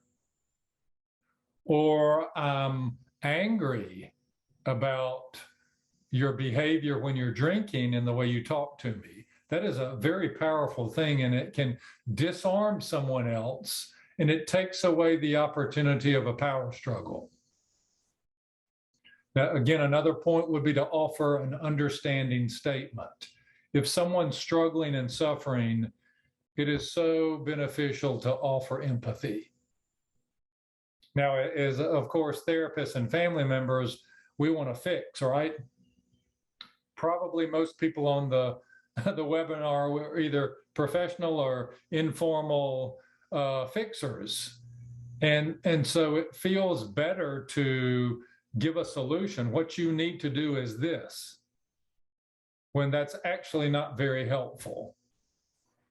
Another point that I think is so important and difficult is to accept partial responsibility, which means I turn the spotlight off of my loved one to say, I apologize for being controlling. I didn't do that very well. Can I have another chance at saying what I want to say? That's an example of accepting partial responsibility. It's difficult, but it can be very powerful. Yeah, it's for those of you out there that are 12-steppers or familiar, the whole idea of being able to accept my part, even when we feel like the other's part is way bigger than ours, but to humble ourselves and make an amends when it's appropriate. Leading with an amends in a conversation can rarely ever go bad. You might not get the end conversation you want, but by leading, by accepting your part in past, not accepting their part of their behavior, but just saying, like Mike said, I did that last conversation, I didn't do that very well. Can we try again? It's humble, it's true, and it's part of our own growth. Now, I will say one thing we got to be careful about here, because as Mike said so well, some of us are either professional fixers or we're informal fixers. But part of what can sneak into our own system here when we're learning skills like this is that part of us can say, oh, if I get this just right, I'll get exactly what I want from my IP or my loved one. That's not what we're saying. Yeah. We are saying we might influence and motivate them to slowly change, but what we are saying to ourselves is this is actually the healthiest way to approach. It will improve our life and the lives of our others around us, even if our IP, our loved one, doesn't choose to respond well in the moment. So we don't want to get manipulative about skills like this. Yeah, I think, Art, another example, if you look at, for example, let's say it's with a couple and the husband is in recovery and he's going to an AA meeting and he forgets to call his wife and he's an hour late because he met with his sponsor. So he comes home and his wife is emotionally triggered. And she's fearful because this is the behavior that happened when he was drinking. So he walks in the door and she says loudly, "Where have you been? You've been drinking, haven't you?" When in fact, he's actually been talking to his sponsor, but he forgot to call. So one of the things that he could do, of course, would be to make an amend and make a commitment to call. And then she could make take partial responsibility and even say at some point, you know what, I'm sorry, I reacted and accused you. I got triggered. I was fearful, which changes the whole discussion to problem solving about what does she need and what does he need. That's good. Carrie? I was just going to say, to me, this piece right here is enough of a shift to at least acknowledge that some of the training and conversation around family members' roles, around tough love and whatever, when we start talking about what does it look like to have positive communication and trying to shift to a positive tone. Yeah. I know that some of the family members, and I know I had this reaction, is okay, but they are acting really badly. So if I'm going to act really nice, am I not giving them the indication that I'm happy with what they're doing, that I'm content with their behavior? So can y'all just at least acknowledge and talk about that just slightly? Yeah. So of course, if it's a crisis and someone comes home and there's back to that idea of safety, if it turns into a yelling match or something, then of course you wouldn't want to have that conversation. This could be a 24-hour later conversation where you make an amend. I also think it doesn't give permission for behavior. And so for the family member, part of their self-care would be to acknowledge how they feel. So back to that idea of when you were drinking, part of the impact on me was I was fearful and I thought you might be drinking and driving or somewhere on the road that you had died. And it's important that you understand that when you don't call, that impacts me and triggers me. Yeah, and I would say in addition to that, Mike, what Carrie was talking about, what we've all tried to remind her, some people use the idea of the stoplight with the red, the yellow, and the green. Yeah.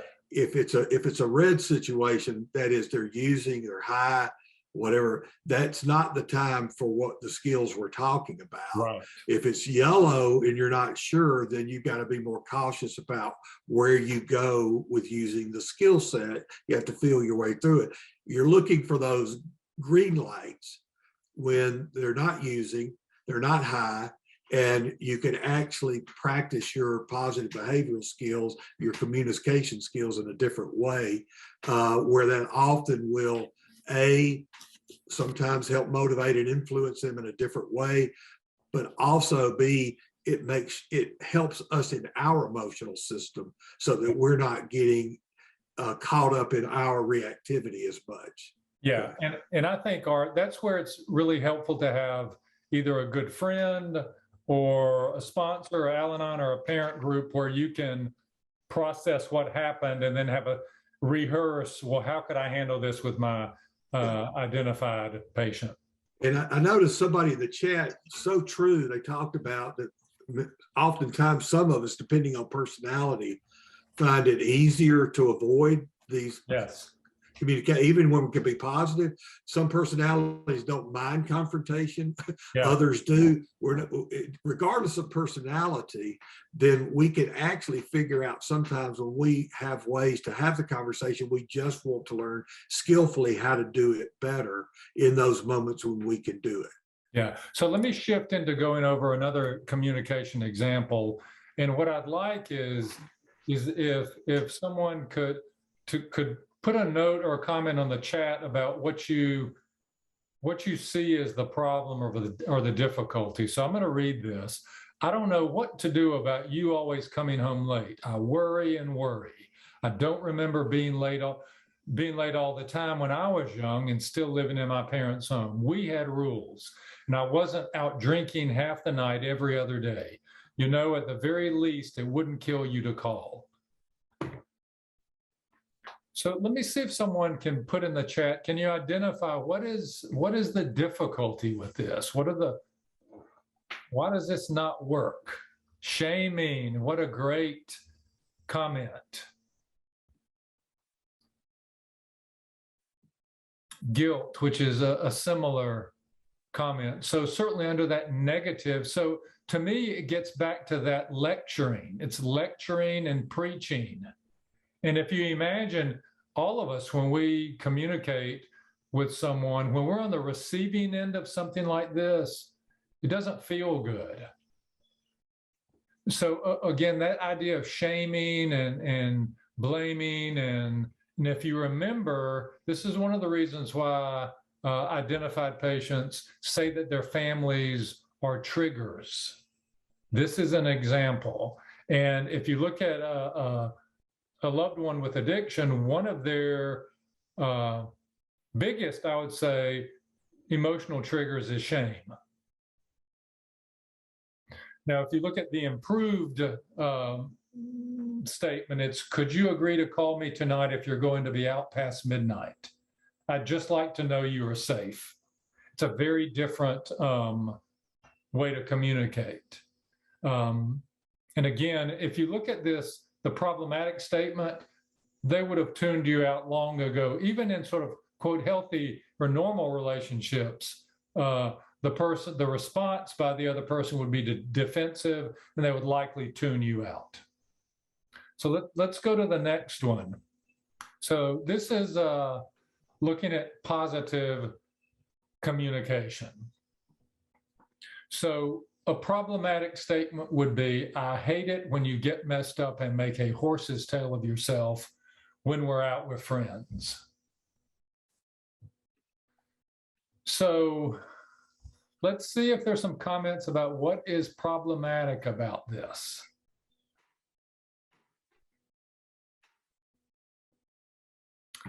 I love that name calling. It is certainly humiliating. I also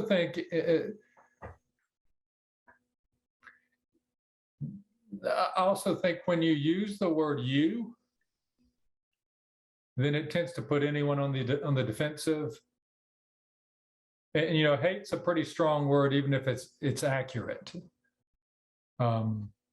And so certainly the name calling, most of us would use a more direct term than horse's tail of yourself. So imagine if someone used the word stupid or crazy. Those are real loaded labels. So the positive, what I would call reframe, is, again, it's nice socializing with you when you're sober because your great sense of humor comes through. Now, this is very difficult to do, but it's just an example of how positive communication can be more powerful. Yeah, Mike, one of the comments was in a situation like this where maybe they're using your car, don't we have the responsibility to set boundaries? And absolutely. Yeah. Again, part of what we're talking about here is the ability to develop the skill of positive communication. So even in setting boundaries, as you said earlier, you make it a positive communication. So yeah, we're not saying in any way, shape, or form that you ignore boundary setting. In fact, that'll come. We'll do a little bit more about that later. Yeah. Yeah, great. So let's see the next slide. So this is one of the ones we mentioned in terms of being successful in communication. And I think families often get stuck in this for a lot of reasons. So the problematic statement is, you said over a month ago that you would get some help for your problem, but you haven't done a thing. You need help. And then the improved communication that is more specific and solution focused. There's an AA meeting every night at 7 p.m. at the fire station down the street. Are you open to going with Tyler tomorrow night if he picks you up? It's a very different way of problem solving. And I think for most family members who carry a lot of feelings, you will need a place to process those emotions. Typically, it's not the place to do it with the identified patient, oftentimes. So shifting to the labeling feelings, the problematic example is, your inconsiderate behavior is driving me nuts. I'll be lucky if I don't have a nervous breakdown from the stress. So part of the difficulty with that is that there's nothing to do, there's no way you can respond to that. And it doesn't give the individual a lot of information about how that family member is doing. It's still negative. It's actually still to some degree blaming.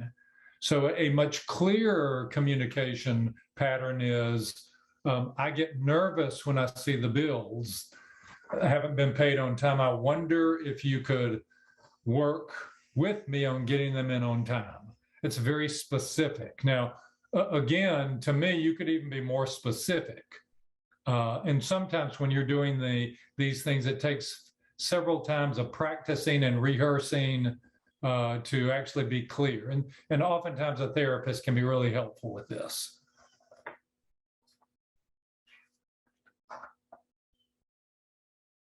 Yeah, the comment is it's more effective to offer partnership and collaboration to get the buy-in, without a doubt. Without a doubt. And I think my experience with families is, families usually have so much emotions that they need some way to talk about the emotions, and another place to practice how do you communicate some of these strategies. Definitely. So again, offering understanding statements, which is difficult. So the problematic statement would be, I don't get it. If I had all the time you had, or if I had all the time you spend getting and using drugs, I could think of another million things to do. So this is complaint. It's complaining. It's very negative.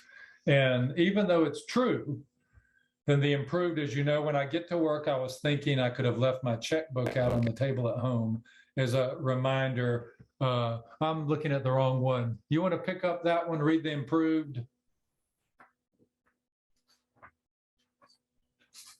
Okay, so yeah, I can imagine it'll be a bit difficult at first finding activities that don't involve getting high. It's very different. That's empathetic.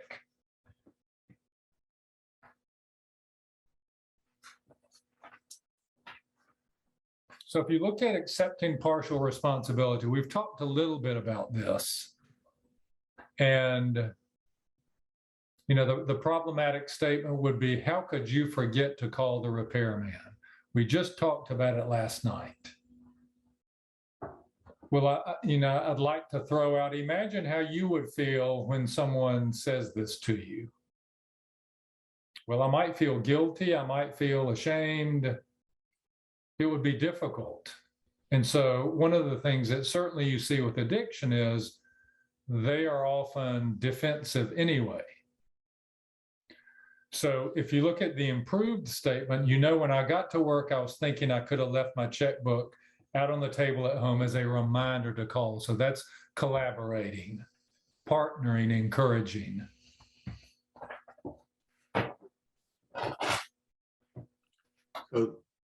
So the last one there is the offer to help. The problematic statement might sound like this. So you tell me you're stressed, so what? Surely you're not going to use that as an excuse to get high. But an improved communication might be something. I noticed that you have been stressed lately. What can I do that might be of help? Again, you're, instead of accusing, shaming, guilting, bringing both people's negative reactivity up higher, you're just simply making a reassuring statement. I notice, right? And an empathetic statement. What can I do that might be of help? How can I help you help yourself in something like this? Again, you're inviting a collaboration. Okay. Carrie, you want to take a break here before we go to the last segment? We can. It's probably time.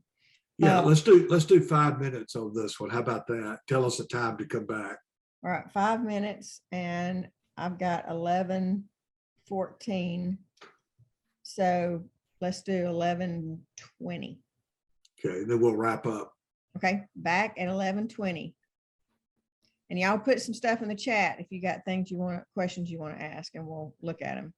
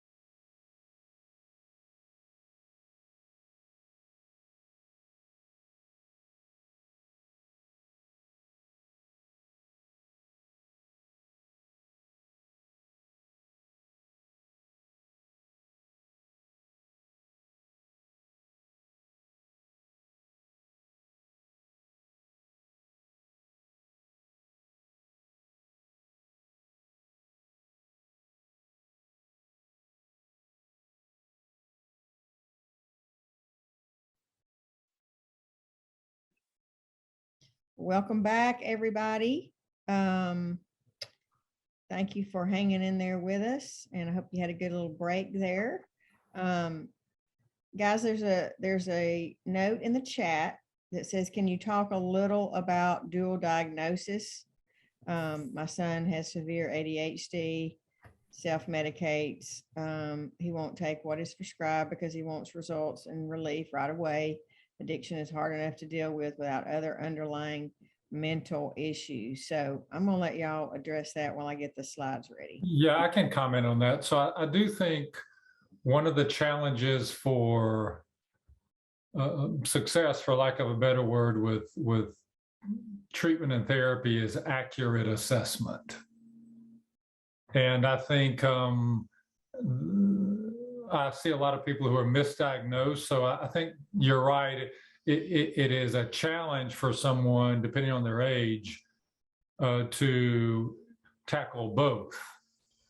So you not only would need someone to understand and work on their addiction, you would want them to understand and work on the other.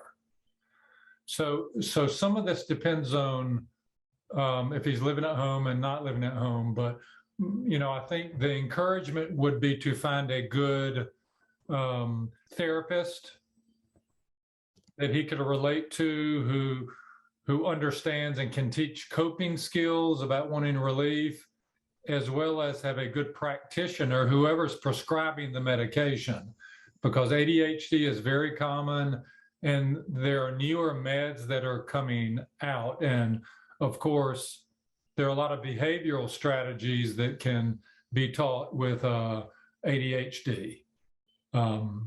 So I think, again, that would be my quick response. Have a therapist who's familiar with it and understands that he can relate to, and have a practitioner who's willing to look at the meds. But that's a very common scenario. So I want to encourage you, it's very common. And a good therapist could help with that. Not fix it, but could help.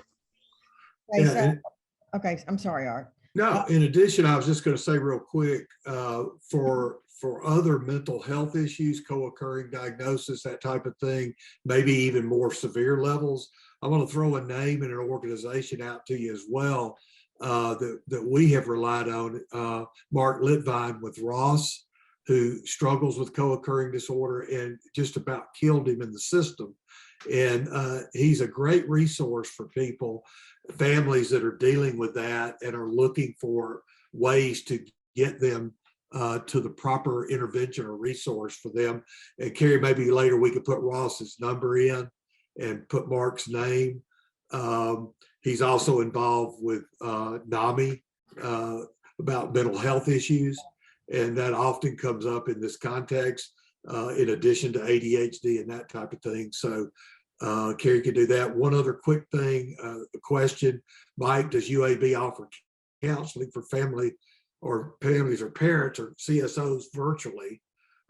Their situation is they have another child in the family who has disabilities, makes it difficult for them to get out to get therapeutic training or help. So does UAB have anything like that? I think, of course, depending on insurance and things like that, but UAB does do telehealth. I would also say, UAB does do a therapy group on Thursday nights that is open to the community. So that could be an option. And that would relate more to the self-care for the family member and do some problem solving and talking out loud. Good. If anybody else knows of a virtual group for a CSO, if they'll put something in the chat, that would help. Carrie, you had something? No, I'm going to put I'm going to put the Ross. I just looked up the Ross number. I'm going to put it in the chat. And so what we're going to do now is we are going to fly through the rest of the material and just hit on, skim it. So that we're going to save some time at the end to try to answer as many questions as we can and address those. And then we want to walk through, we've got some resources at the end, and then some other events coming up. And then of course, I have a post survey that I need you to do. So we're gonna blaze through this and get to that. Yeah, so I'm going to talk very quickly about positive reinforcement.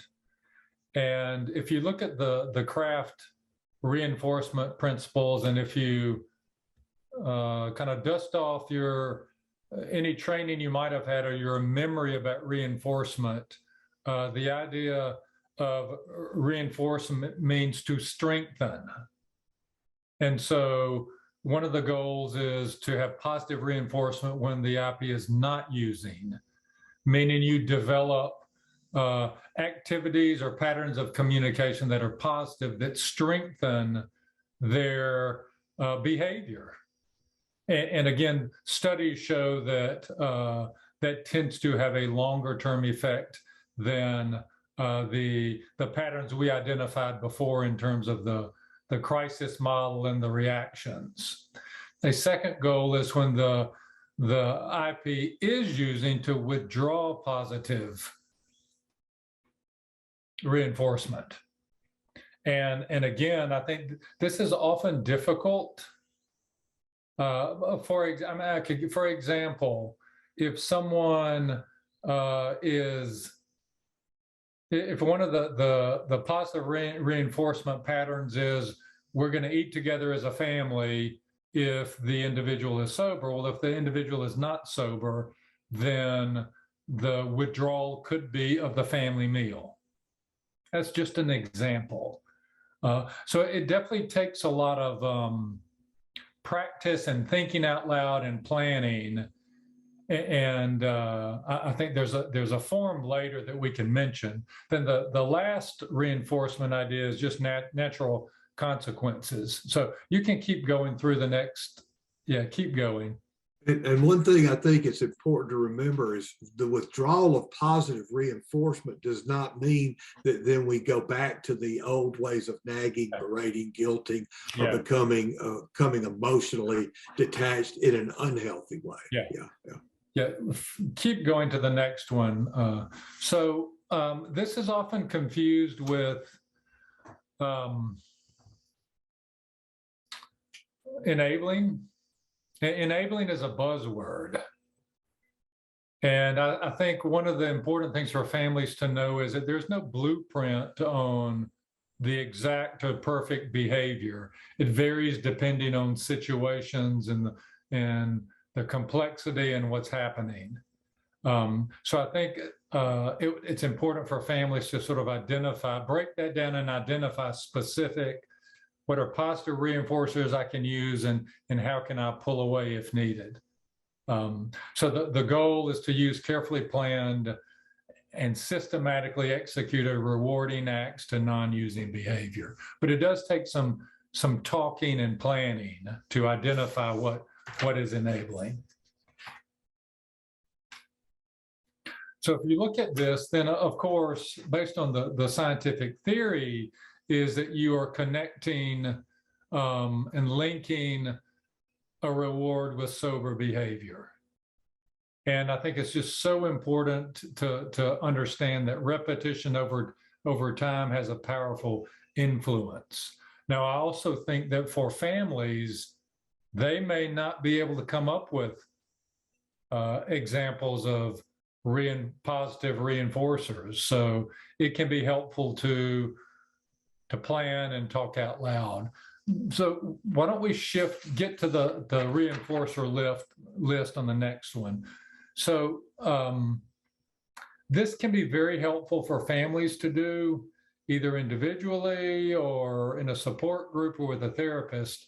And because sometimes families have been so locked into the stressful system that they can't even imagine what to do. So some of the guidelines would be to make sure the activity is fun for the identified patient. Now make sure it's inexpensive, if not free. There are a lot of inexpensive and free things. It could be something as simple as going to a park together or watching a TV show together. Available to deliver immediately and then comfortable for you to deliver. So you don't want to put yourself in a position where you're creating a hardship for the family to do it. So again, it's important for families to sort of think out loud about, well, what are some behaviors and things that I can do? And this is a simple way to do it, to make a list of reinforcers and to rank them in terms of which ones you might be willing to try or seem doable.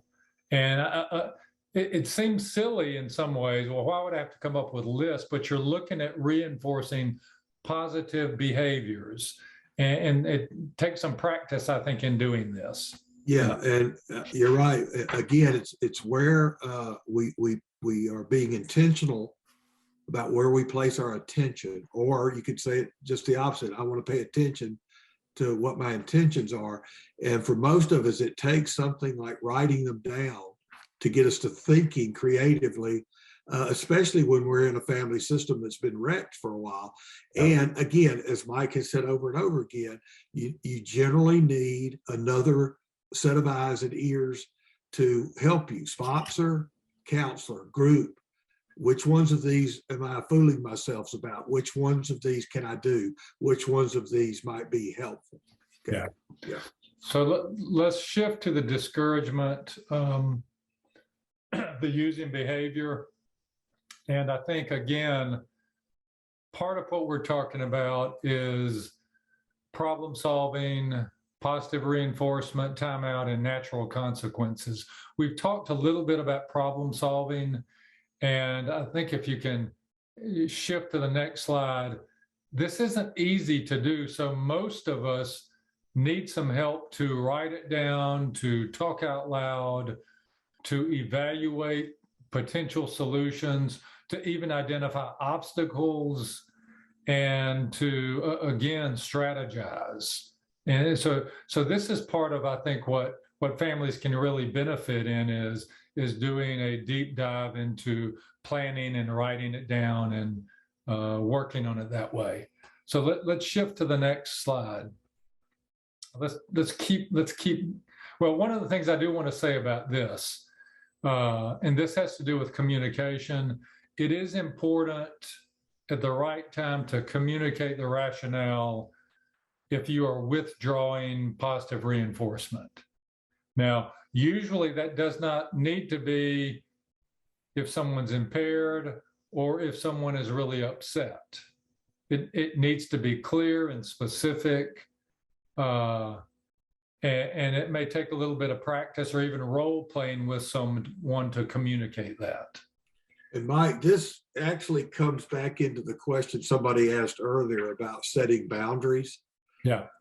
This is a part of that complex learning skill about setting boundaries, identifying safe reinforcers to withdraw. They mentioned specifically, well, it's fine to have the positive statement about you're going out, can you call me? But if they're using my car, don't I need to set boundaries? Absolutely, you do.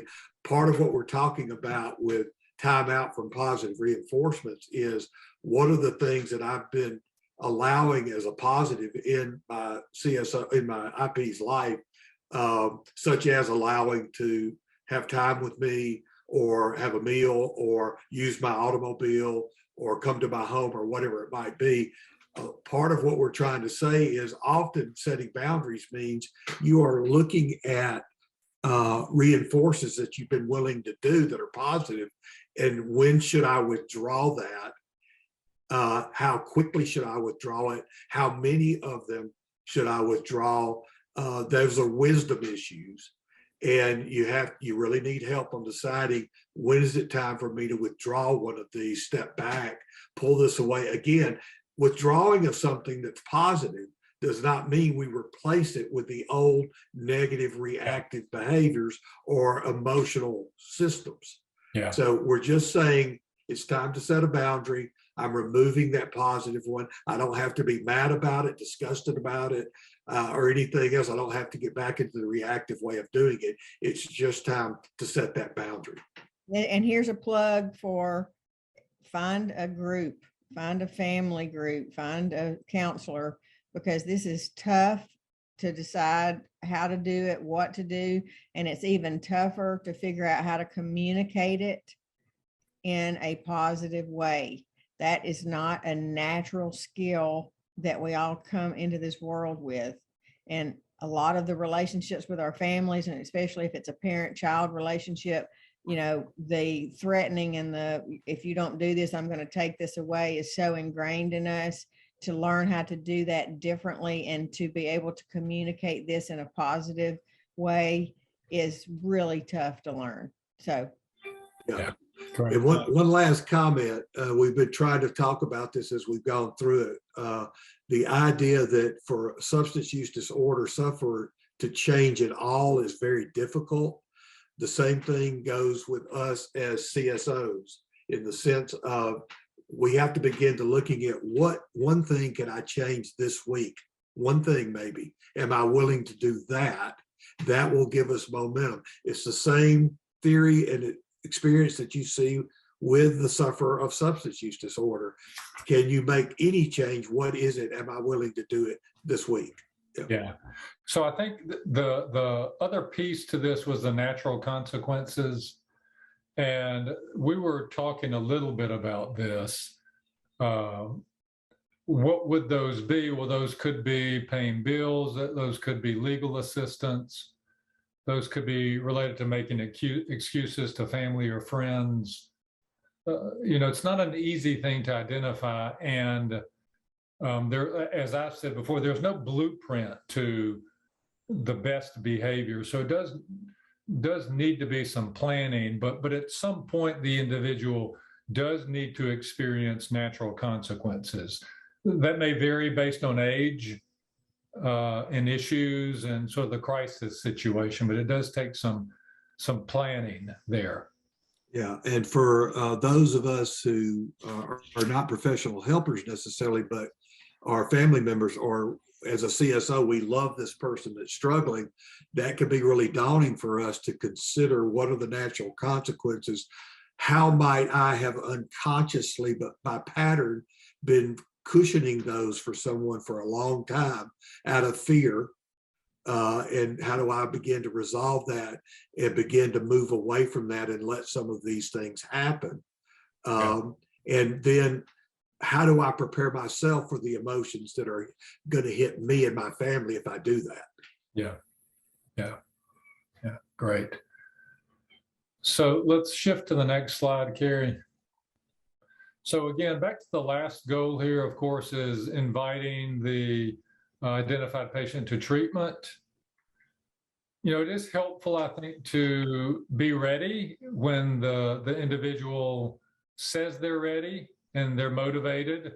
That window of opportunity often doesn't last very long. I think it's important to investigate treatment and what it would take for someone to get into treatment. These days, it's not an easy thing to navigate getting into treatment. And certainly, although I think the COVID numbers are improving, it's very difficult even to have to go through the emergency room. So I think identifying places, understanding the process, having phone numbers and people to call if there is an opportunity that comes up. It does take a little bit of planning. So I think it's just important to be prepared. And as you're doing that, it's important to have some continuing to support to help you. There are a lot of people who have been through that and can point you in the right direction. Yeah.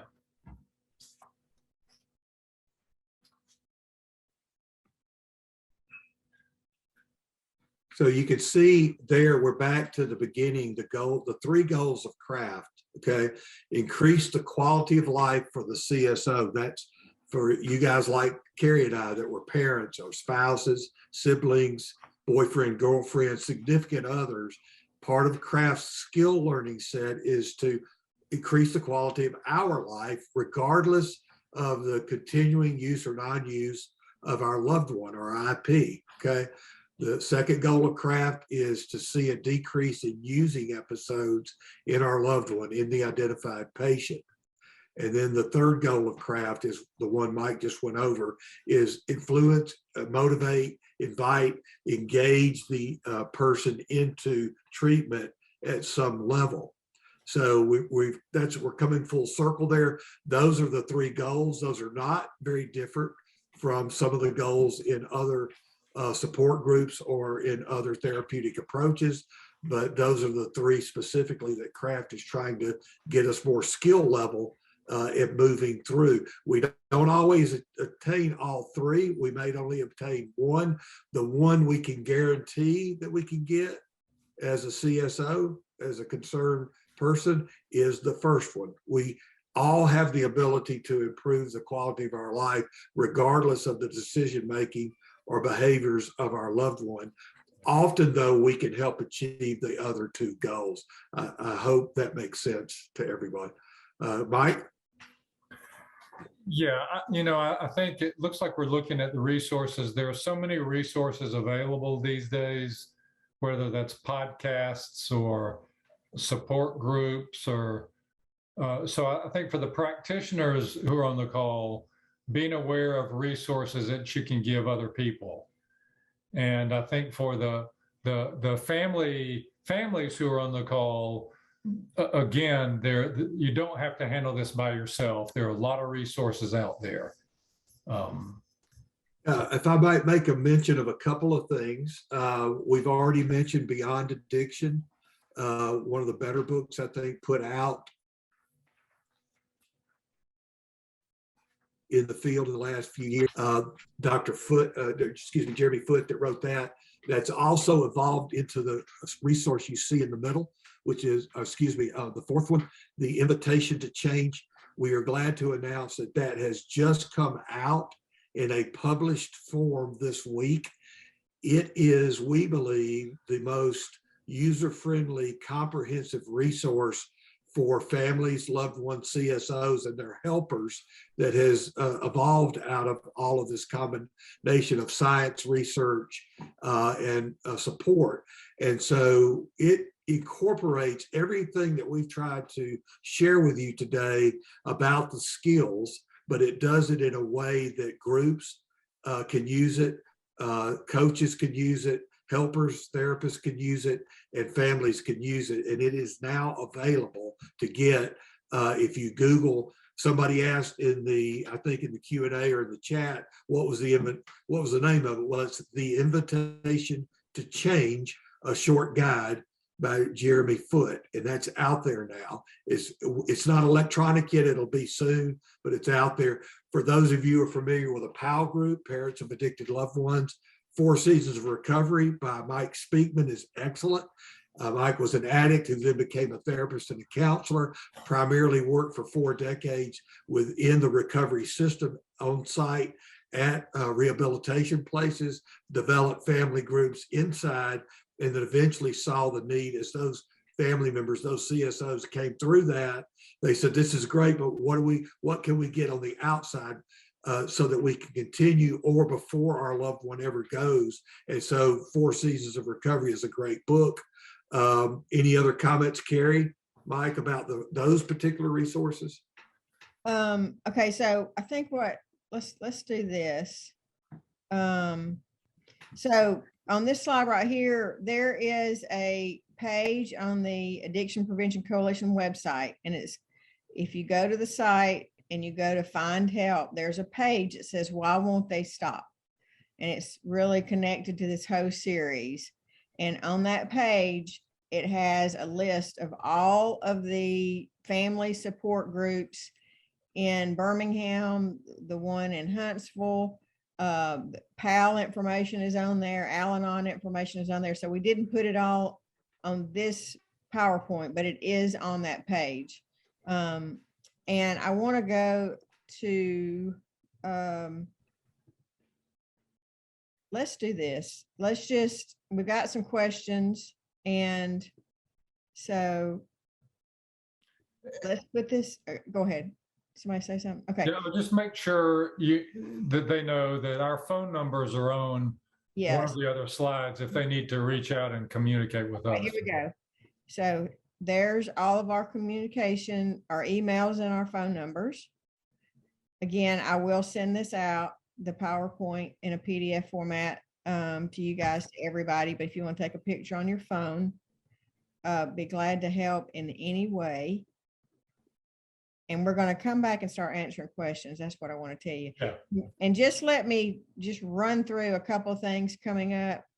For APC, we have an interview with a person in long-term recovery. We do these webinars sometimes.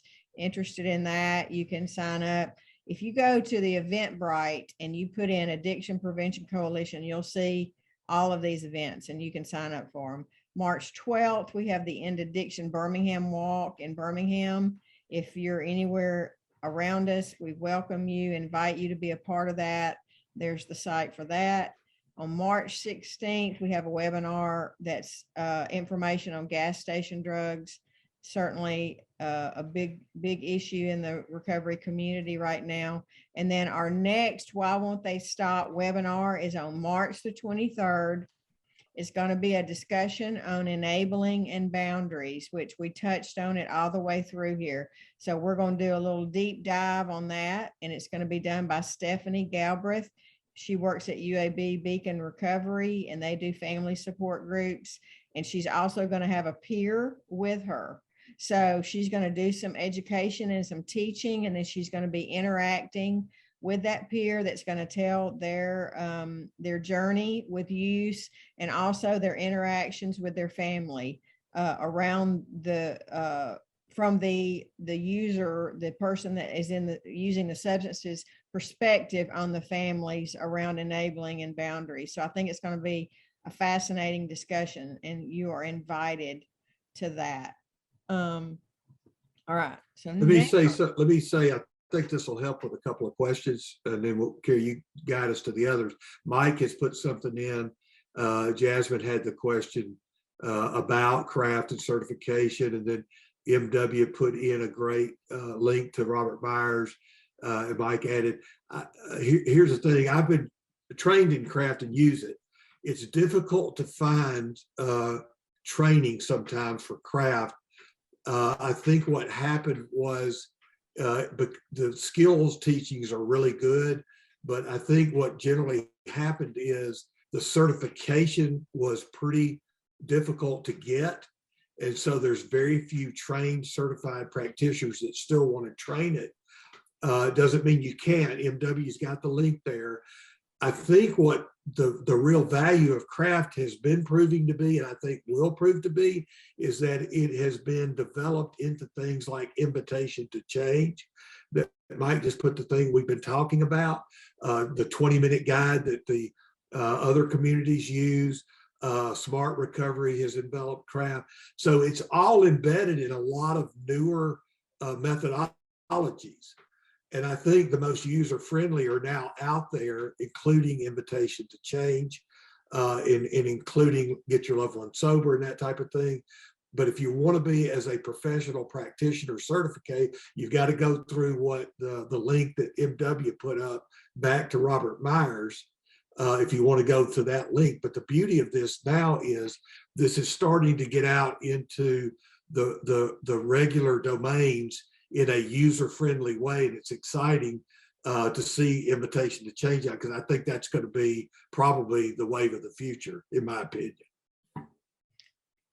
Okay, so we got a little time left, so can we go back and answer a couple of questions? Do y'all want to do that? Yeah. Okay, so I think this is a good question based on the conversation that we had and trying to apply positive reinforcements and boundary setting from Candy. And she said she's got an adult daughter, 20 years, successfully employed, going out some nights and some nights bringing substances in the home secretly. What kind of leverage boundaries can you apply without coming across as making a threat? What does it look like to meet this person where they are and encourage the first step? Not sure she's an alcoholic yet, but definitely turning to alcohol in unhealthy ways. That's such a good question. Yeah. I mean, I certainly have some thoughts about it as a therapist, and I think one of the things I hear it from a positive lens in the sense that she's already saying that, well, she's not sure that she's an alcoholic. So there are some openings for communication. And there are some openings for not only expressing the positive things that she's doing, but also expressing concerns. So I always say that even expressing a concern to a loved one is a form of setting a boundary. You're letting them know and you're labeling a feeling. So if that conversation if they haven't had that conversation, that's important to lead with a positive, but also express a concern. That would be the starting place. And I think then you could have the conversation, does she think it's a problem? You know, throw out the labels in terms of alcoholic or, you could also even approach the question of, would she be open to going to talk to someone? I had a conversation recently with someone who didn't like, a young person who didn't like the term therapist. So I used the term coach. Would they be open to going to a life coach to just talk about how they're doing or transitions or change?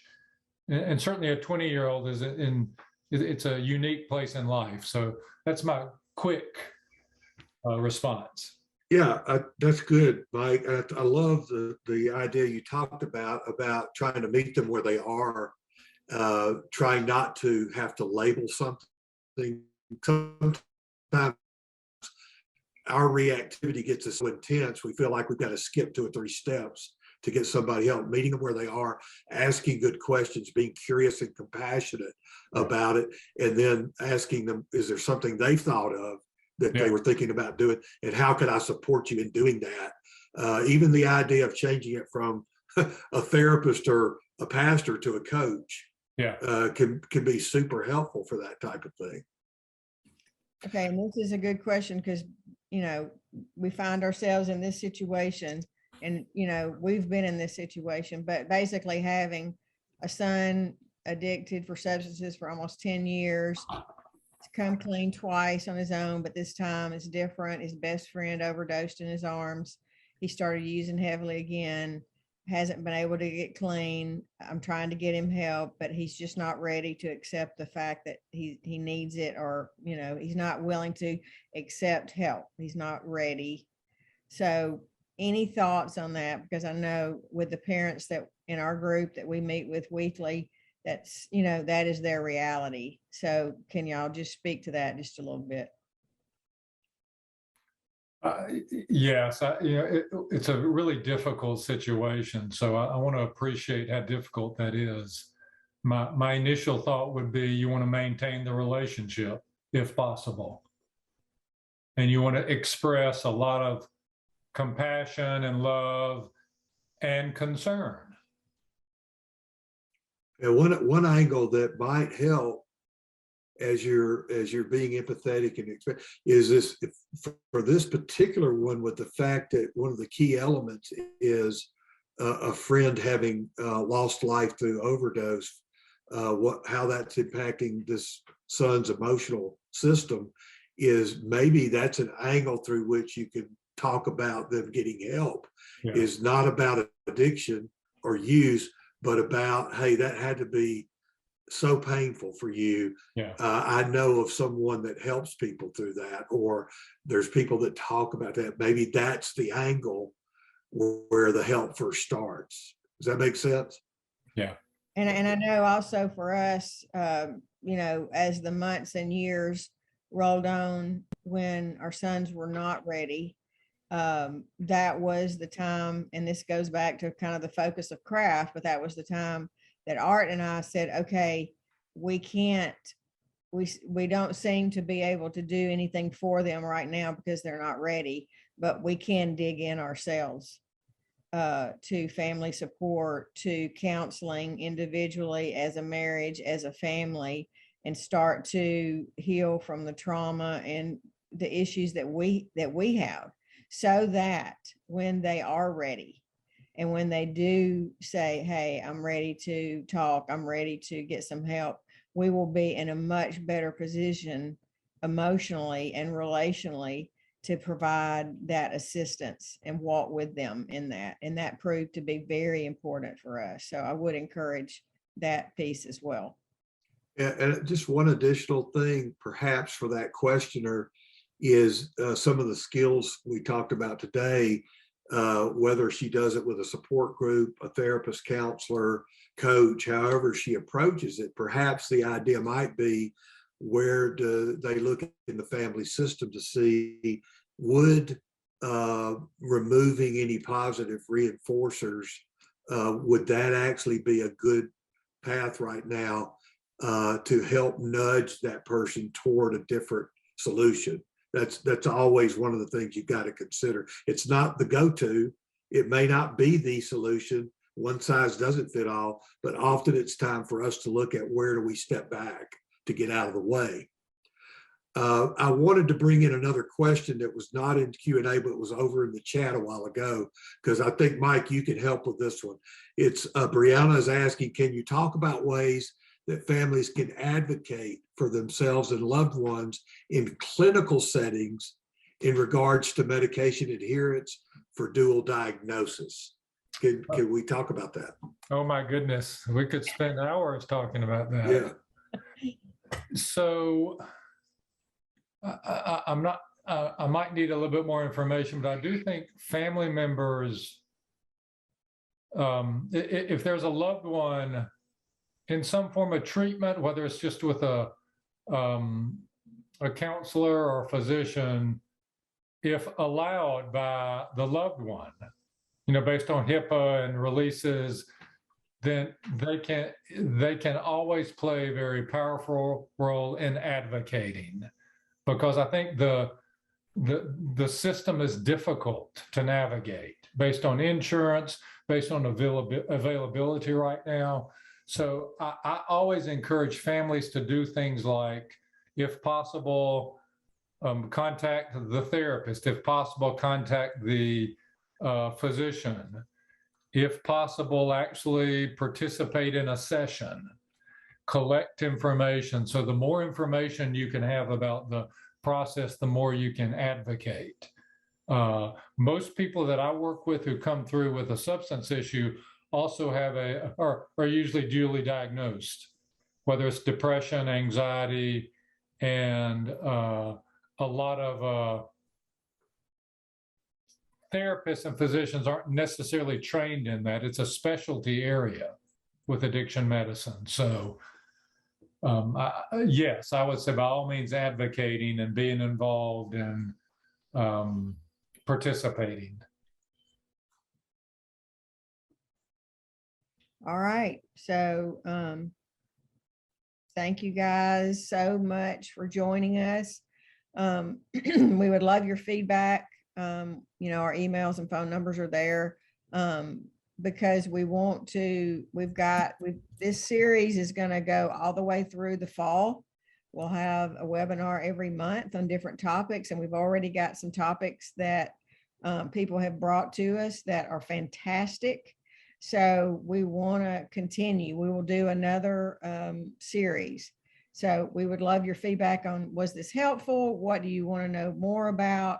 And how we can educate more and get, everybody the help that they need. That's really, really the goal. So thank you, Mike. Thank you, Art. Welcome. Sharing. This was a great collaboration, and we enjoy doing it together. So let's see, there's some chatting. Thank you. Okay.